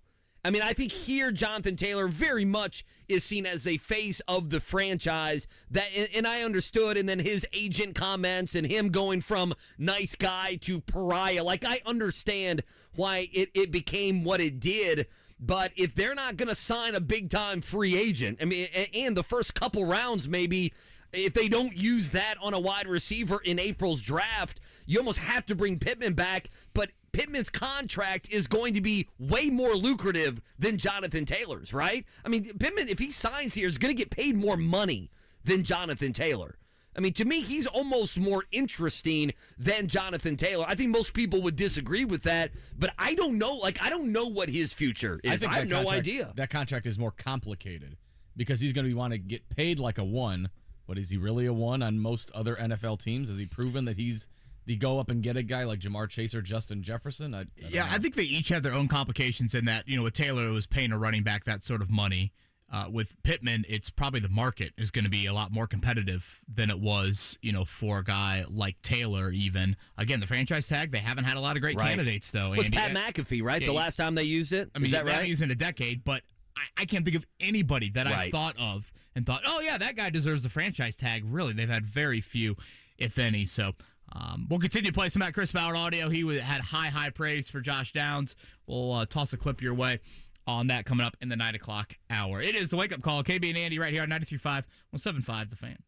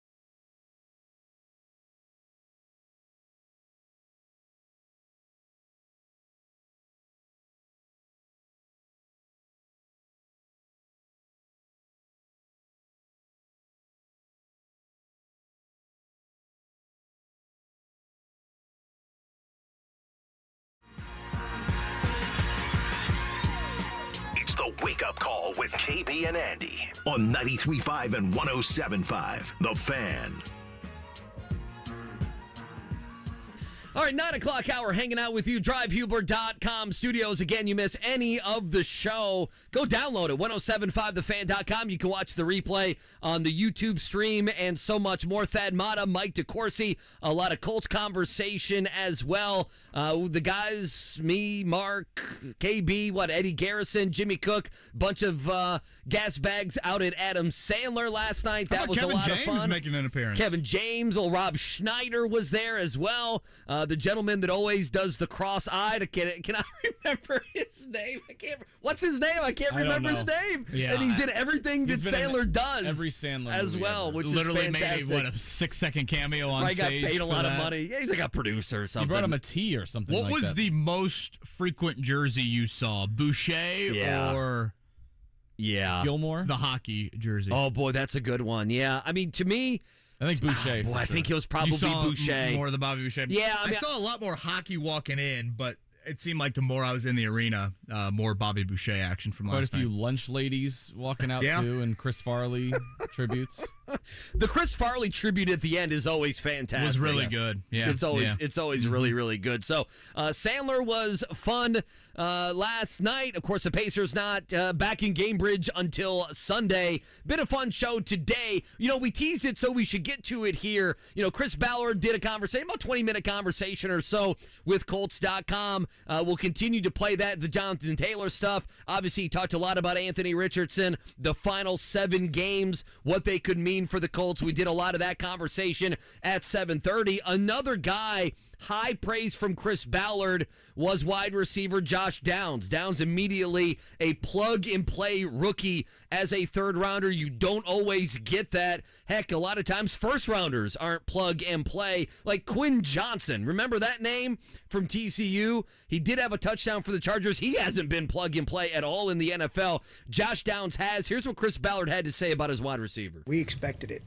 It didn't take long for us. I mean, he had great tape and great history in college, okay? He produced in college. And then the first rookie minicamp, he was lights out. I mean, there was no doubt he was going to help us right away. I mean, I think the last player, I'm not putting him on this pedestal, but I remember when Tyreek Hill, when I was in Kansas City in his first minicamp, I go, okay, we got something here. Same thing with Josh. I mean, he's not Tyreek. I mean, Tyreek's in a whole different category of who he is as a player, but Josh Downs is really, really freaking good. And is continuing to grow. So everything he's doing, we expected. We had no question that he was going to help us right from that moment. You know, it's interesting that he brings up that rookie minicamp. I remember being out there, and I mean, he was just torching dudes on the field. And it's a little bit of like, all right, you know, some of these guys that he is beating, it's like there's some undrafted corners here. I mean, honestly, some tryout guys, but just a major credit to this staff for, you know, Reggie Wayne was a huge Josh Downs guy during the combine as well. And they felt like, you know, okay, it's time to get a little bit of a different body type in the wideout room. You know, they're so stringent on measurables. Josh Downs doesn't have those elite physical traits from a height standpoint, but that dude is still a damn good football player. He added something else, Ballard, on Downs that when he started to say it, I was kind of nodding my head like, that makes a lot of sense. He compared Downs instinctually to T.Y. Hilton. And again, that's very high praise in my mind. You know, again, Hilton and Downs are not gifted from a height standpoint at the receiver position. So they have to make up for that in some way. And instinctually, I think both of them have that unquestionably. I think back to when Andrew Luck talked about T.Y. Hilton, and this was in reference to Frank Reich coming to Indianapolis. Andrew said kind of one of his first conversations with Frank about players on the team. He said about T.Y., he goes, there will be times you'll watch T.Y. run routes and you'll think, well, that's not exactly what we have on teach tape. Like, that's not the most precise way to necessarily run it, but there is just an instinctual knack for getting open. And I know where he's going to be. And I think Josh Downs has already started to kind of create that, whether it was Richardson back in rookie minicamp or it's been Gardner Minshew even. Again, Downs lit up the ACC. He's got so much NFL bloodlines in him. His dad playing in the league. His uncle's Dre Bly, you know, things like that. Josh Downs, just an unbelievable draft pick and one that, you know, obviously is going to be a core guy for you moving forward. This is, when you talk about draft grades and everything else, this is an A+.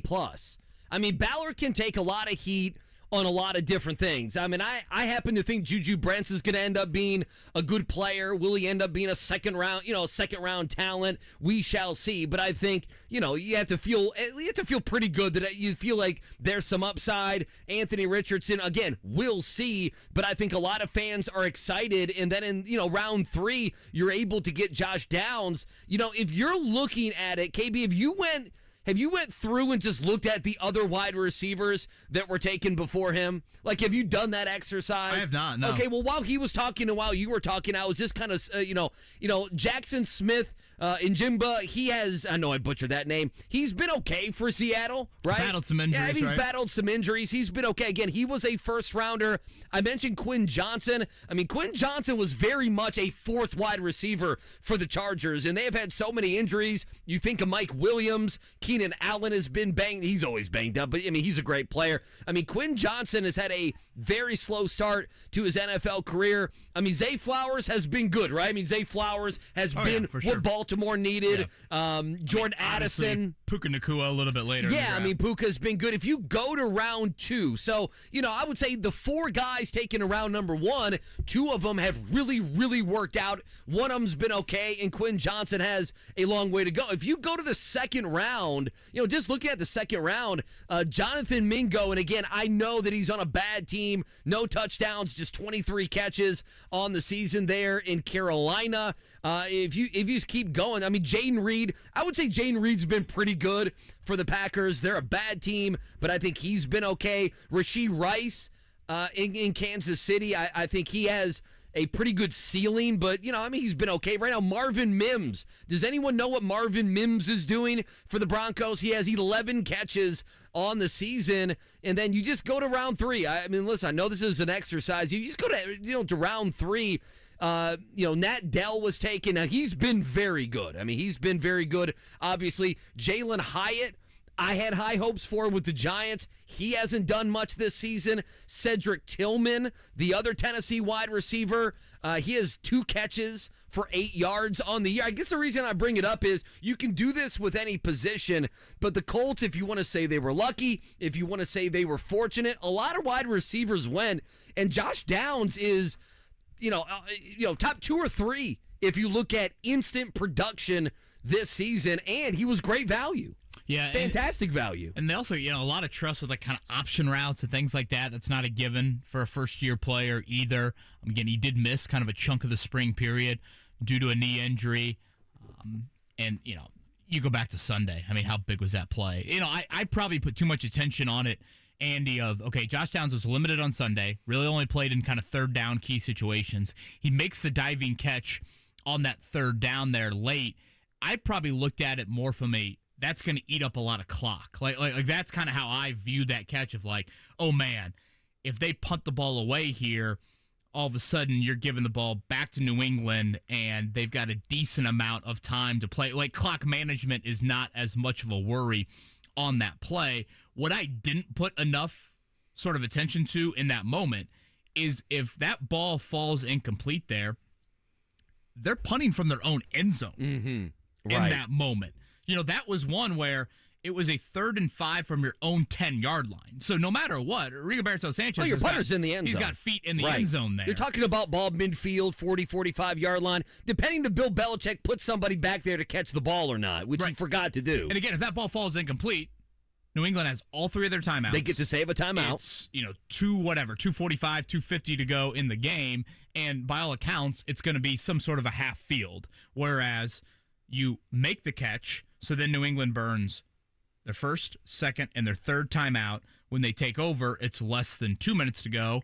And when they took over, they were back in kind of the shadow of their own goal line. I think Bailey Zappi took over. I think it was their 15 or 14-yard line there. So just such a massive play. And, those are some of the things, Andy, of it's kind of NFL life. You're banged up all week. You barely practice. Do you trust a rookie to still perform? I didn't think he was going to play. They trusted him, and he delivered in the game, one of the game's most critical moments. What they did, there was a little bit of a gamble there playing him, right? And the gamble worked out because you played him very little, and Downs in just a few snaps made his voice heard type of thing, right? Like you got something out of him. You didn't run him out there and put him at risk, if you will, and not get anything from him. He made one of the big plays of the game. I didn't think he was going to play until I think it was a little bit before kickoff. You know, they put some sort of a graphic up, and it was Josh Downs was on the graphic. So I'm like, well, I guess he's going to play if you're going to make him the graphic. By the way, speaking of the Patriots, I mean, you've seen the stuff that Mac Jones is third string now, haven't you? I thought he was the first stringer yesterday in practice. Oh, he's not playing, is he? I thought he was third stringer. I thought Isn't he yesterday benched? they did a bye-week practice, which states where the Patriots are. They actually practiced during their bye week. The Colts did not. I thought I saw he was with the first unit. Well, there was a report 2 days ago that he would be a third stringer going forward, and Gronk in the last 24 hours, did you see what Gronk said? That no one respects Mac Jones in the locker room. It's like, no offense, but that Patriots locker room isn't the locker room that he was a part of. Like, you know, I mean, Mac Jones stinks, but it's not like he's the only one that stinks in that locker room. He's still listed as the starter. Is he? On their depth You chart. can't start him. You I can't was start stunned him. when I saw that he was the starter. No, you can't I'm like, do if it. you're going to bench him at that end of the game point, you might as well just go with Bailey Zappi here moving. I don't know, maybe the fake spike caused scar tissue for Bill Belichick and go into Bailey Zappi moving forward. Anything else Ballard related from that conversation stand out to you? Again, I kind of got a full rundown on the website. Chris Ballard joining the folks at Colts.com with their podcast.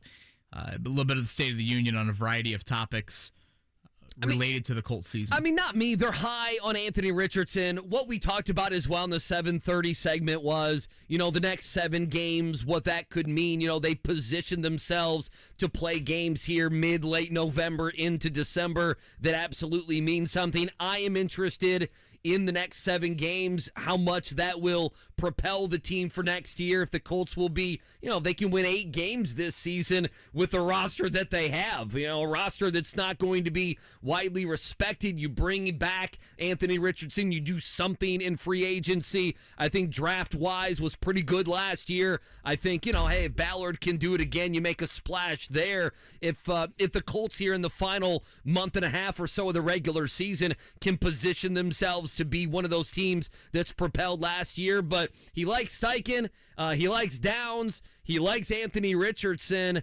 I mean, Chris Ballard, I think, feels, I don't know if he didn't say he felt great. I mean, you're always obviously wanting to win more games, and 5-5 ain't going to get you into the postseason. But I think Chris Ballard is feeling better today than he did before the season, perhaps when, you know, people were really dogging this team.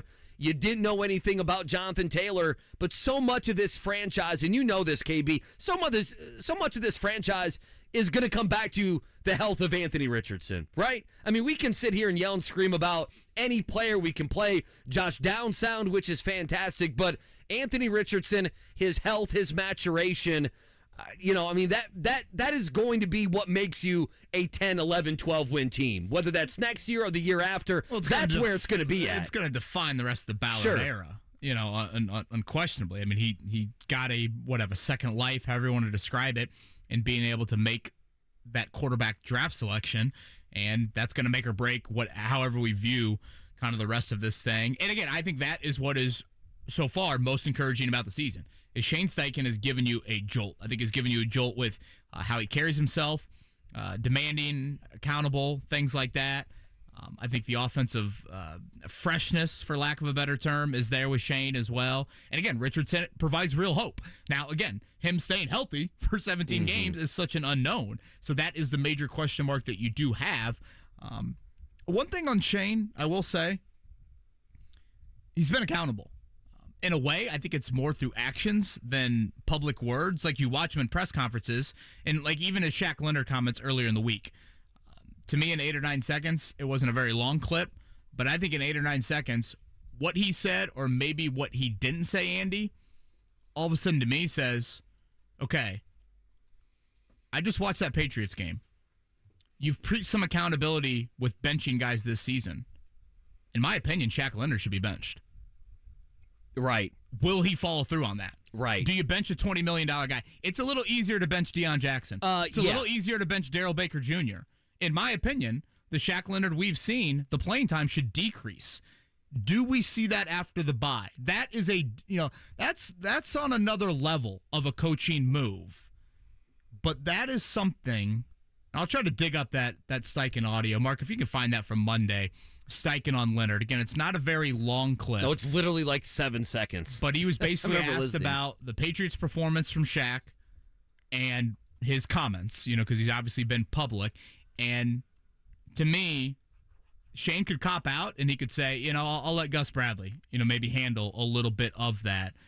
But there are plenty of teams in the NFL, Andy, that don't rotate at linebacker. The Colts have been one. In years past, it's been, Shaq and Bobby Okereke will play every snap, and Zaire Franklin never really saw the field. So you could say, Zaire and EJ Speed, you guys take all those reps. In my opinion, the play indicates that's what should happen.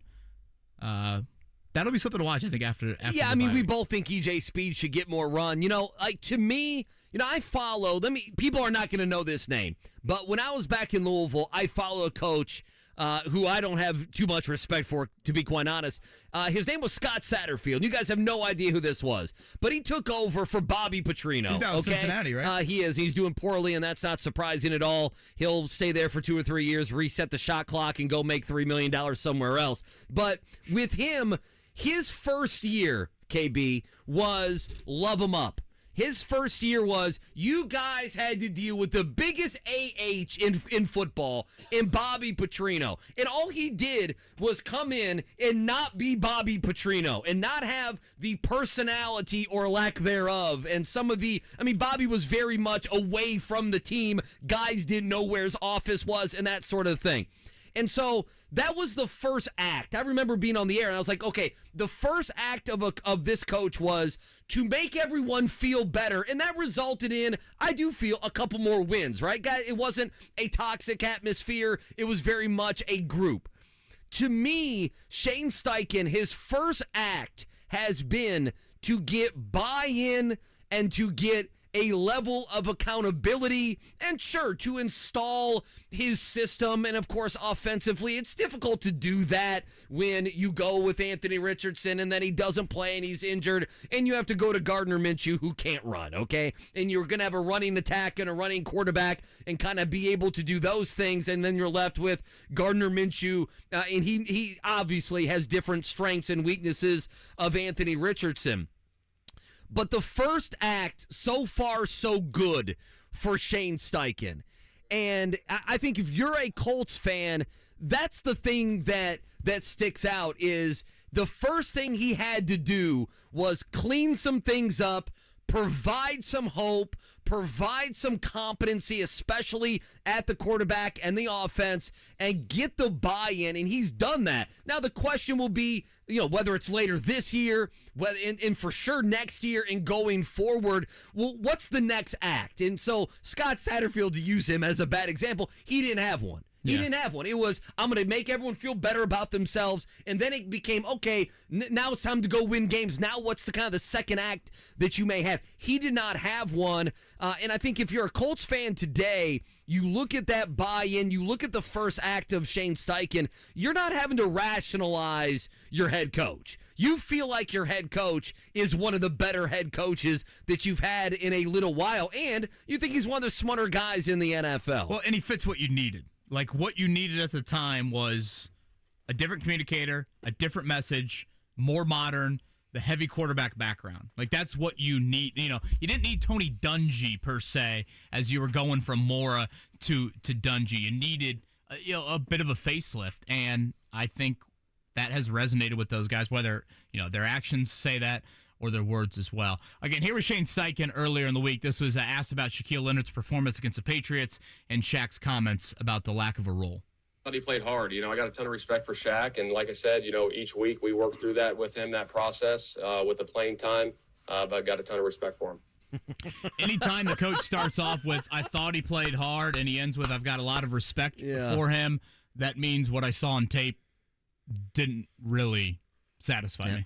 She has a great personality. That's the football version of she has a great personality. And, Shane has taken much more of a private conversations will not be aired publicly. Like, he has fully endorsed that. Shaquille Leonard is not taking that approach. Well, if Leonard gets benched, he's going to, his tune's going to be venom, is it not? With this. If he's benched?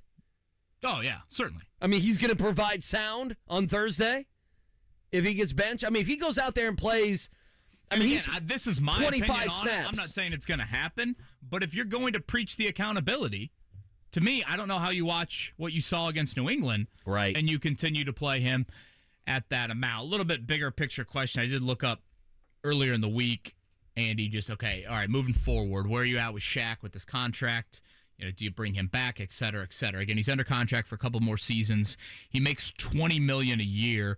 If you look at kind of the inside linebackers that make double-digit million annually, so north of 10, basically there's 5 of them: Roquan Smith, Shaq Leonard, Fred Warner, Tremaine Edmonds, fellow draft class with Shaq, and then C.J. Mosley with the Jets. And I wanted to boil it down to those splash plays, because a big reason why those respective dudes make the amount of money they do is because of the splash plays. You don't pay a guy $20 million because he gets 100 tackle seasons. You got to do more than that. Shaq has 2 splash plays the entire season. 2. If you looked at just the average of the other 4, I added up about 13 for the other 4.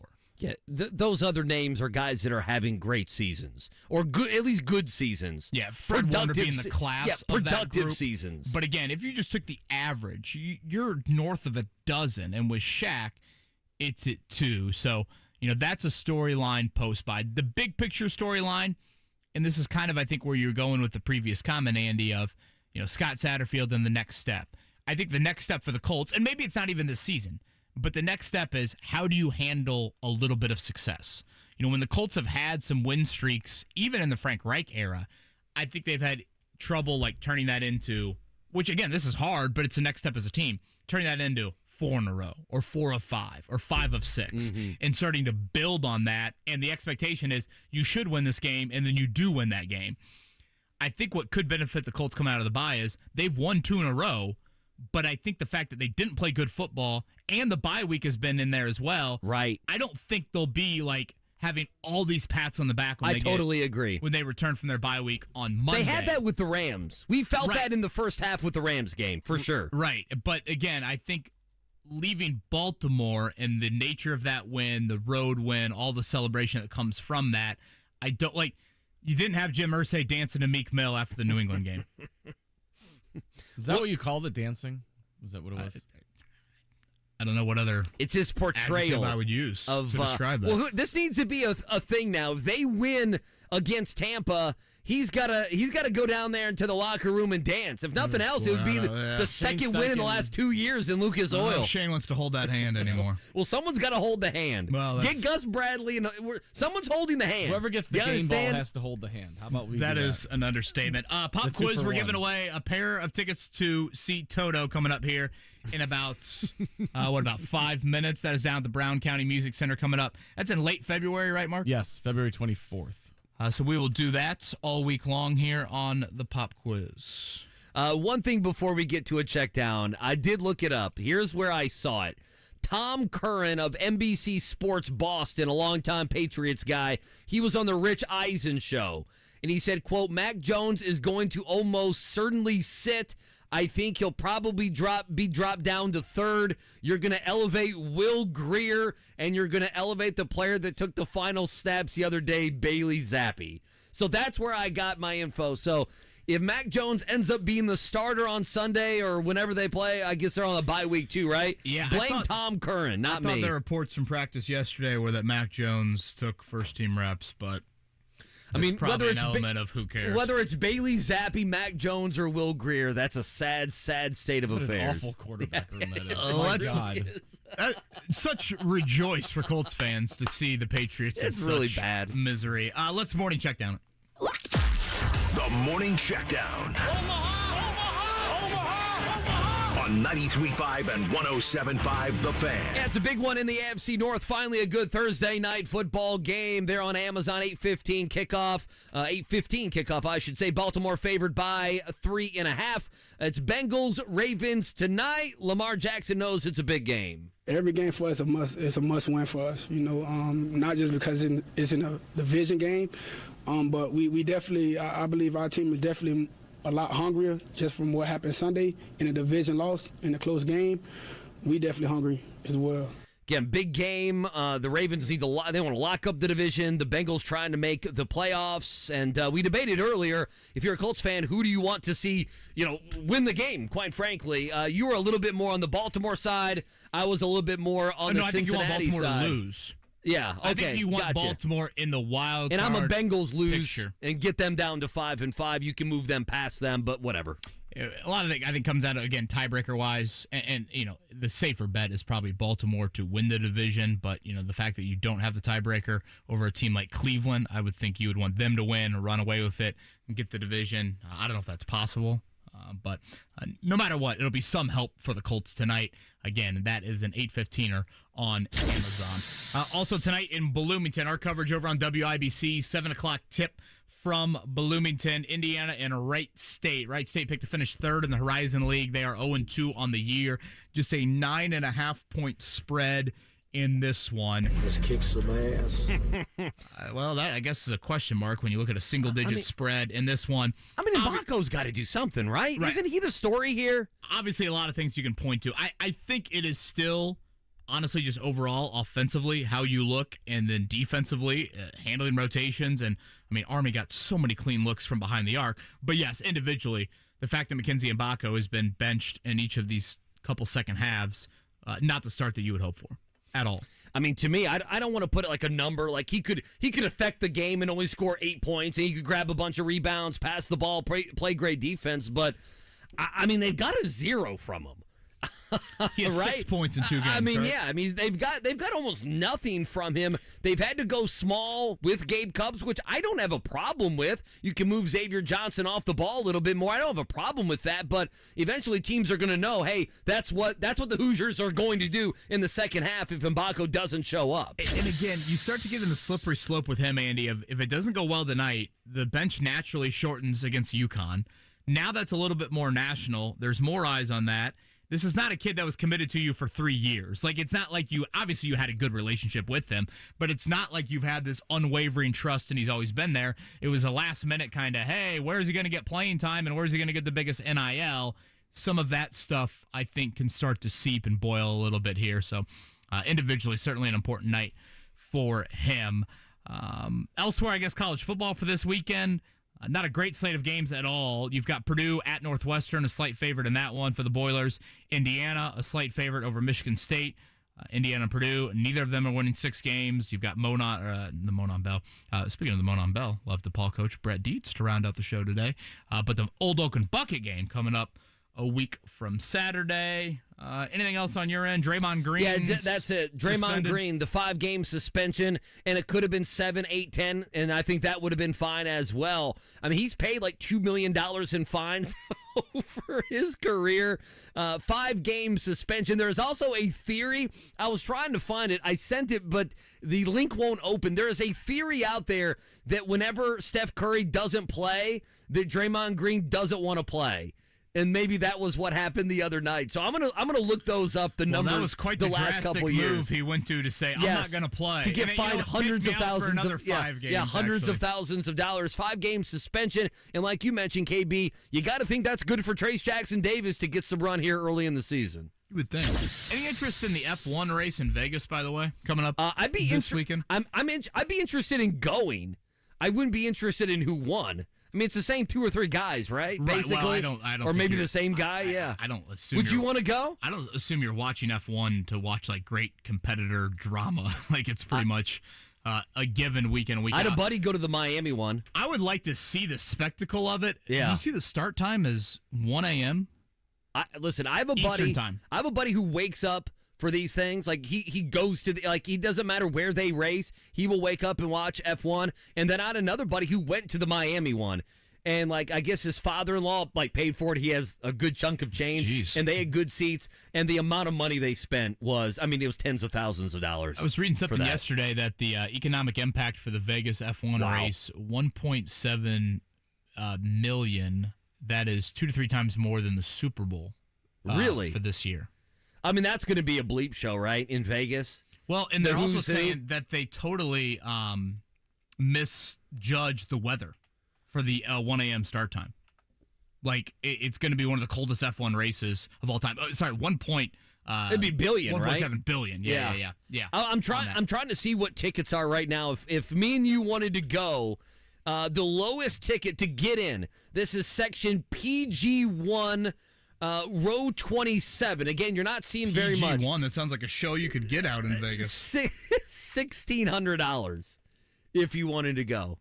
$1,600. Yeah, can't say. I will enjoy the highlight or two on social media, and again, F1 has done a great job with that. But that ticket price absolutely outrageous. Now if you want to spend like $2,200, you can get a little bit of a better seat, but you get unlimited food and beer and wine and liquor if you want to spend a couple $100 more, which you got to think that would be the way to go. I mean, if you're going to spend $2,000, you might as well spend $2,300 and just get the unlimited beer, wine, and liquor. What are you doing? Well, I'm always nervous when you upgrade any sort of ticket package in Vegas and what that could mean to your future health. Boy, I tell you, that's going to be a show. Forward. That is going to be a show over the weekend. Pop quiz, Toto tickets. We're doing that next. 317-239-1070.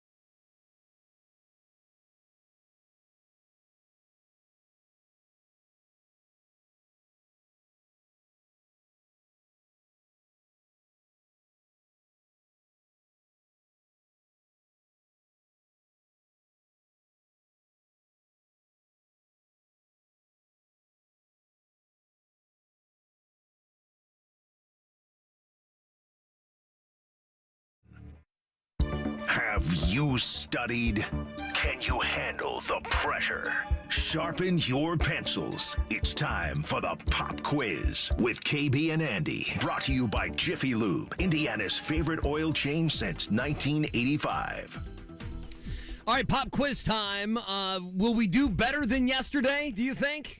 Will it be a better or worse segment than yesterday, KB? That's what I asked you. Brittany was solid. Yeah, I hope everything's going well for Brittany and that maybe she's found a job or well on her way to that. That was not in the Radio 101 handbook on how to handle guys. Well, she did get, 3 out of 5? She did. So now we're using your questions, right? Yeah, I think of them. Mark has jumbled together, some of them of mine.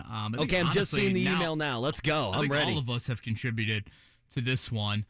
Give us a number, 1 through 5, as we give away another pair of tickets to see Toto at the Brown County Music Center. I'm going to go with number 3, if that's okay with you guys. Caller number 3. All right. 3? He didn't give a name, but he identified as Purdue Dad.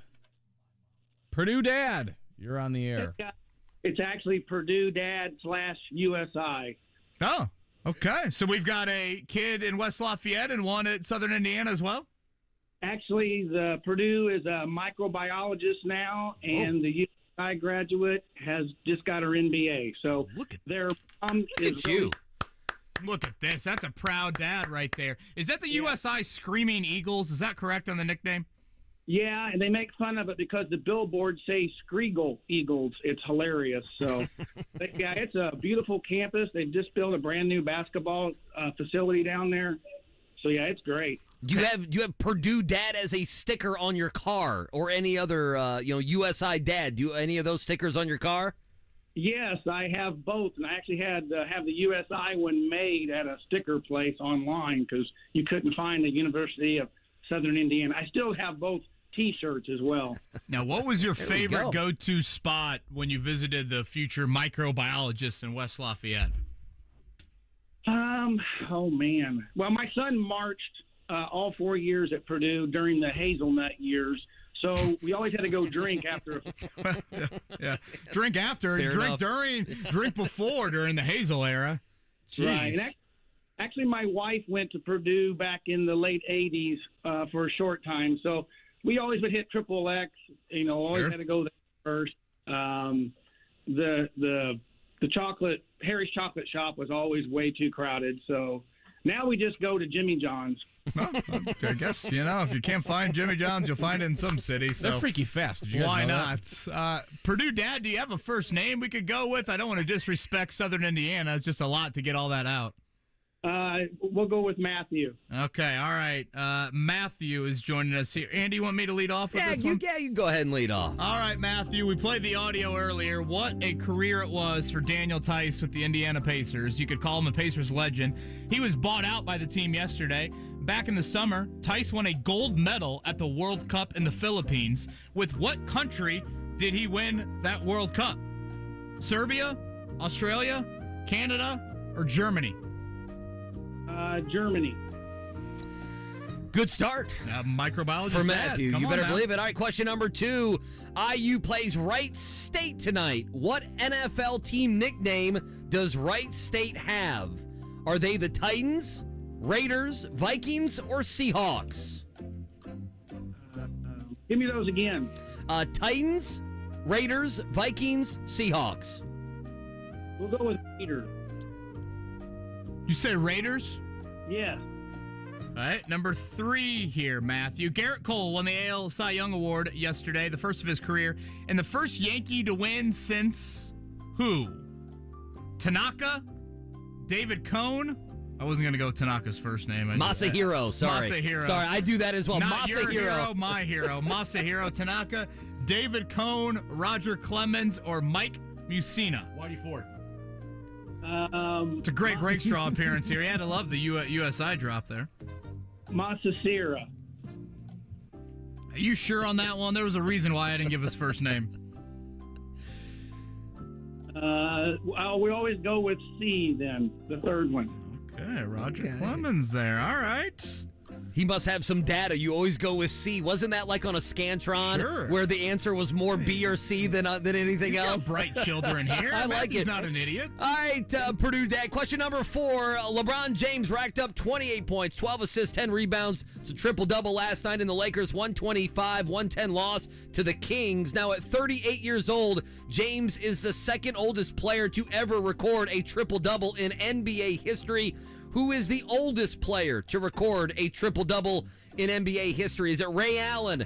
Is it Karl Malone, Vince Carter, or Kareem Abdul-Jabbar? Kareem was my first thought. Your phone? Kareem, is that what you said, Matthew?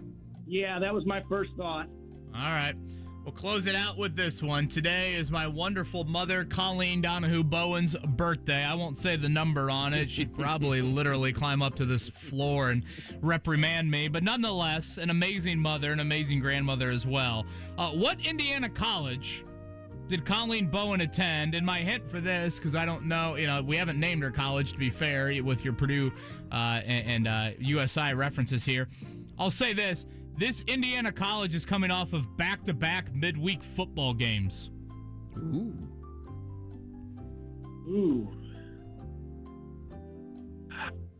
Boy, I thought that was an easy clue. Probably not known as an elite football program. Georgia. No. Well, I would call Georgia elite. In the state of Indiana, Matthew. Indiana State. Oh, it's a good guess. It's a good guess. Georgia hasn't lost a game in 3 years. Well, the definition of elite might be a little different there. I don't. Does USI have a rich 90 guys football in the program NFL here? Is there a Georgia, Indiana? There might be. Matthew, good effort there. Early on, especially. Got Germany right for Daniel Tice. C. Correcto. Wright State are the Raiders. Yeah. And Roger Clemens for C, correct? Yeah, 2001. So congratulations to Garrett Cole, who gets to opt out of his deal, I think, after next year if he wants, and get away from that losing franchise. The slip-ups occurred on 4 and 5. It was not Kareem Abdul-Jabbar. The correct answer, Andy, for Karl 4. Malone. I didn't. 40 years old. Wow, I would not have got that. So he did that with the Lakers, right? In 03, yeah. 2003, the mailman. Wow. Colleen Bowen, the pride of Ball State, baby. Chirp, chirp for the Fighting Cardinals. There, midweek football games, I thought that would give it away. Well, I mean, yeah. Action? I don't know. Yeah. Maybe that's only for the degenerates. I mean, no out one's paying. You know what it is? No one's paying attention to Ball State. I hate to tell you. It is what it is. Well, happy birthday to your mom. There you go. You guys doing anything this weekend or anything? For this weekend. Yeah, good for you guys. Yeah. Should be a nice weekend. Looking forward to that. And on the other side, speaking of football here in the state of Indiana, the Depauw Tigers, they've had a great season and a hell of a win in the Monon Bell game over the weekend. Their head coach, Brett Dietz, he joins us to round out the show.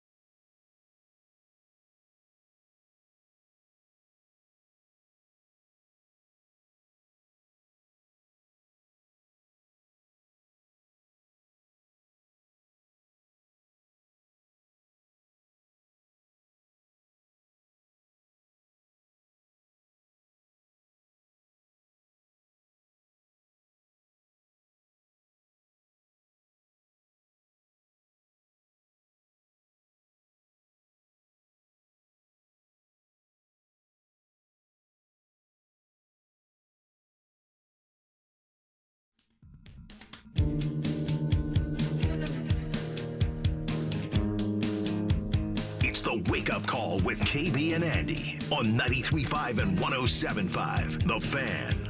All right, back at it, last segment of the show. Reminder coming up, noon. You have our guy, Jake Query. He's got you, Query and Company, JMV at 3 o'clock. You miss any of our show, you can find the podcast 1075thefan.com. Go ahead and download that free app as well and take the Fan wherever you may go. Appreciate Mike DeCourcy joining us, head coach of Butler. Thad Matta joining us as well. We keep things going here on the final segment of the show. We go back on out to the Payless Liquors hotline. Depauw's head coach on the football side, Brett Dietz, joins the show. Coach, good morning, sir. How are you? Good morning. I'm doing fantastic. How about you guys? We're doing good, and we are sure you're doing fantastic. You know, I'm new to the area, so I haven't been to a Monon Bell game yet. Cannot wait to get out to one of those. And, boy, that scene last weekend was fantastic. What is going through your mind as a coach, and can you explain kind of the emotion around that game, and then the game goes to overtime, and you guys win on a walk-off?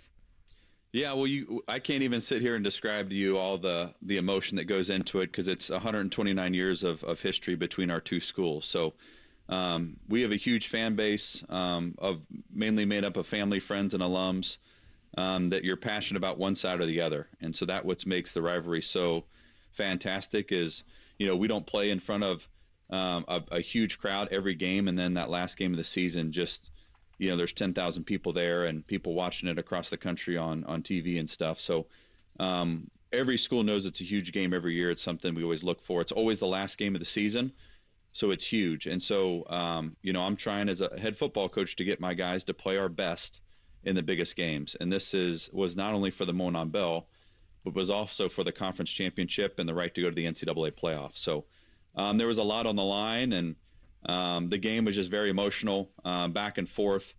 A lot of crazy plays that happen that don't happen throughout the course of the year. But Depauw hadn't played an overtime game since 2009, wow. And we had 2 in our last 3 games this year. So, but our kids played fantastic, especially down the stretch. Never gave up. That's kind of our big motto, Depauw never quits. And to pull it out in double overtime after a blocked field goal, to score that touchdown was just pure joy. And I'm surprised that the Monon Bell game hasn't went to overtime before, right? I mean, that's crazy to think about. It is crazy. Overtime's not that old in football. There's been 8 ties in Depauw and the Monon Bell history, but you know, playoffs are a little bit maybe 80s or so. But yeah, it is crazy that it's never gone into overtime, and this was the first one, and went into double overtime. So we were glad to be on the winning end of history there. All right, Coach, I know obviously you got a big one coming up this weekend as you head into the playoffs, but I do want to get one more Monon Bell related. Again, Brett Dietz with us, the DePaul head coach, after they have gone an undefeated season, and they will be in the D3 playoffs coming up on Saturday. Walk us through the block kick. Walk us through the game winner. Because I'm watching both those plays, and I'm literally jaw on the floor thinking, oh, my gosh, is this happening right now for you guys to block the kick and then have the walk-off? So emotions, play calls, what are your memories about those 2 iconic plays? Yeah, I think I'm going to back it up a couple plays before that when we, on offense, we're in the first overtime. We're on our second offensive play, and, the snap just kind of hits our tight end. It wasn't a fumble snap by the quarterback. It just – our tight end's coming across to make the play, and it hits him. That's never happened before in all of my coaching, that the snap has hit the tight end coming across on that play. So I just thought, man, I can't believe that's how we're going to lose this football game. But our defense never gave up, and so they had a pretty decent little field goal there. And our defense on the sideline in the middle of the timeout there kind of drew up a different block. And so our team captain, one of our best defensive players, actually our best defensive player this year, Ethan Lowry, just went right through the middle and just got his hand up and, by the grace of God, knocked it down. So it was a little bit of a high snap, so it wasn't a super high kick, but we had our hand in the right place. And that just gave our team so much more energy and fuel. They were dejected on their sidelines. So I was confident with us going on defense in the next overtime period it was going to be good. And then our defense did a great job, held them to a field goal. And then so we knew, a touchdown wins it. And so, we kind of got it down to the 12-yard line. That's a play we've worked on really for 2 years, and we haven't run it in a game. And we had seen early on film it worked. Actually, Butler ran it against Wabash, and it worked. And we decided it was time to break it out, and actually didn't go according to plan. They played a different defense than we thought they were going to play, but our tight end did a great job. Actually, the same guy that the snap hit him and caused the fumble is the guy that caught the winning touchdown. So I just thought that was poetic justice. Just an awesome opportunity for that kid to redeem himself. And, the second he crossed the end zone, I think everybody just went crazy. And then that's where you see the rush of the field. And there's nothing like that. There's nothing like a walk-off touchdown like that. And certainly a Monon Bell we will never, ever, ever forget. Yeah, memories for a lifetime would be an understatement there. Again, Brett Dietz, head coach of the Depauw Tigers, undefeated. Alma, they've got coming up here Saturday in the D3 playoffs. I feel like when you get some of these small schools, and there's been a variety of small schools around the state of Indiana that have had success. I think you played at Hanover. What is a misconception about Division III football that maybe the common I only watch Division I football fan or only pay attention to that wouldn't realize about that level? I think, for us in Division III, there was even a movie about Division III athletics, right? Kind of poking fun at it. But for us, our guys put in just as many hours as the Division I guys. It means just as much to our guys as it does the Division I guys, and our guys aren't playing for a scholarship, so they're playing, really because they love a game of football. So I really, really like that aspect of it. And there's some really good football and some really good football players, at our level. It's all relative. So it's still really good football games. And I think that's something that I love the Division III. Everybody's here, to get their degree, to continue playing the game they love, but also to go off and get a great job. And you can go to a Wabash, a Depauw, a Hanover College and get great, phenomenal jobs coming out of school. So I think that's the biggest misconception about D3 athletics. All right, Saturday noon, Coach, against Alma. What do we know about them? Give us a preview of that one, if you don't mind. Yeah, Alma has taken kind of a big leap, just like Depauw has. Depauw here, we've won 3 straight conference championships since the pandemic. We've gone to 3 straight national playoffs, and Alma's done the same thing. They were undefeated last year. They were 11-0 and before they got knocked off by a really, really top 10 football team. And we've gone 10-0 and they're 10-0. So we got snubbed a little bit having to go on the road after going 10-0, but it is what it is. So they're a really good football team. In fact, their quarterback is a Bishop Chittard graduate. So Carter St. John, who's a sophomore there, will be their starting quarterback, and Nate McCahill from Cathedral, our starting quarterback. So it'll be another Indianapolis quarterback battle up there in the center of Michigan. But they're very old on defense. They got a very experienced defense. They're younger on offense in the skill spots, but they're very, very explosive. So we'll have our hands full for sure. Well, as a Cathedral grad who married a Chittard grad, I think you and I, Coach, are on the same side of this one, and let's hope the Irish can pull this one out. All right, last one. When you were at Hanover, you played, if I'm not mistaken, several sports. Golf would be one of those. I'm a big golfer. A little birdie told me that you might be fond of tinkering with putters. How many putters are in the basement, man cave, garage of Brett Dietz? Well, I'll say this. A couple Christmases ago, I couldn't decide on which putter to get, so I bought 2 of them in the same thing. So I think I got 4 putters down there. But I love golf. Golf's been my passion. How do you pick one? Who is behaving the most, or how do you go about that? Because I used to tinker with putters, and boy, it's probably a reason why I got a hair procedure last week. You just, whatever feels hot that day is what you go with. Whatever looks right to your eyes is what I go with. So. Well, hopefully, I'm certainly in between 2 right now. Well, hopefully golf will be on the back burner for you here for a couple more weeks, and you guys can continue this magical run this season. Congrats on last Saturday. I'm sure the emotions were endless, and good luck as you guys head up to Michigan to take on Alma. I appreciate it. Thanks for all your support. That is Coach Brett Dietz right there on the Payless Liquors hotline. How about that local connection? I had no idea. Alma, good stuff. Carter St. John. How do you tinker with a putter? Maybe we'll have to do that. Well, tomorrow. I would say you tinker with the decisions on which putter you're going to go with. He goes by a gut feeling, which I appreciate. Well, I don't think there's a lot of whole rationale behind it. Which one looks extra, nice to you as you head out into the garage? Where are you going tonight? You going Ravens? You going Bengals? I'm gonna go Bengals. Give me Bengals. Same. Money line or cover? 3.5. Money right? line. Money line. Okay. That is Money line. 8:15 tonight. Let's go. Again, Indiana and Wright State. That'll be over on our sister station, WIBC. We'll recap all of it, set you up for a little bye weekend for the Colts. Thanks, everybody, for tuning in. We'll talk to you tomorrow.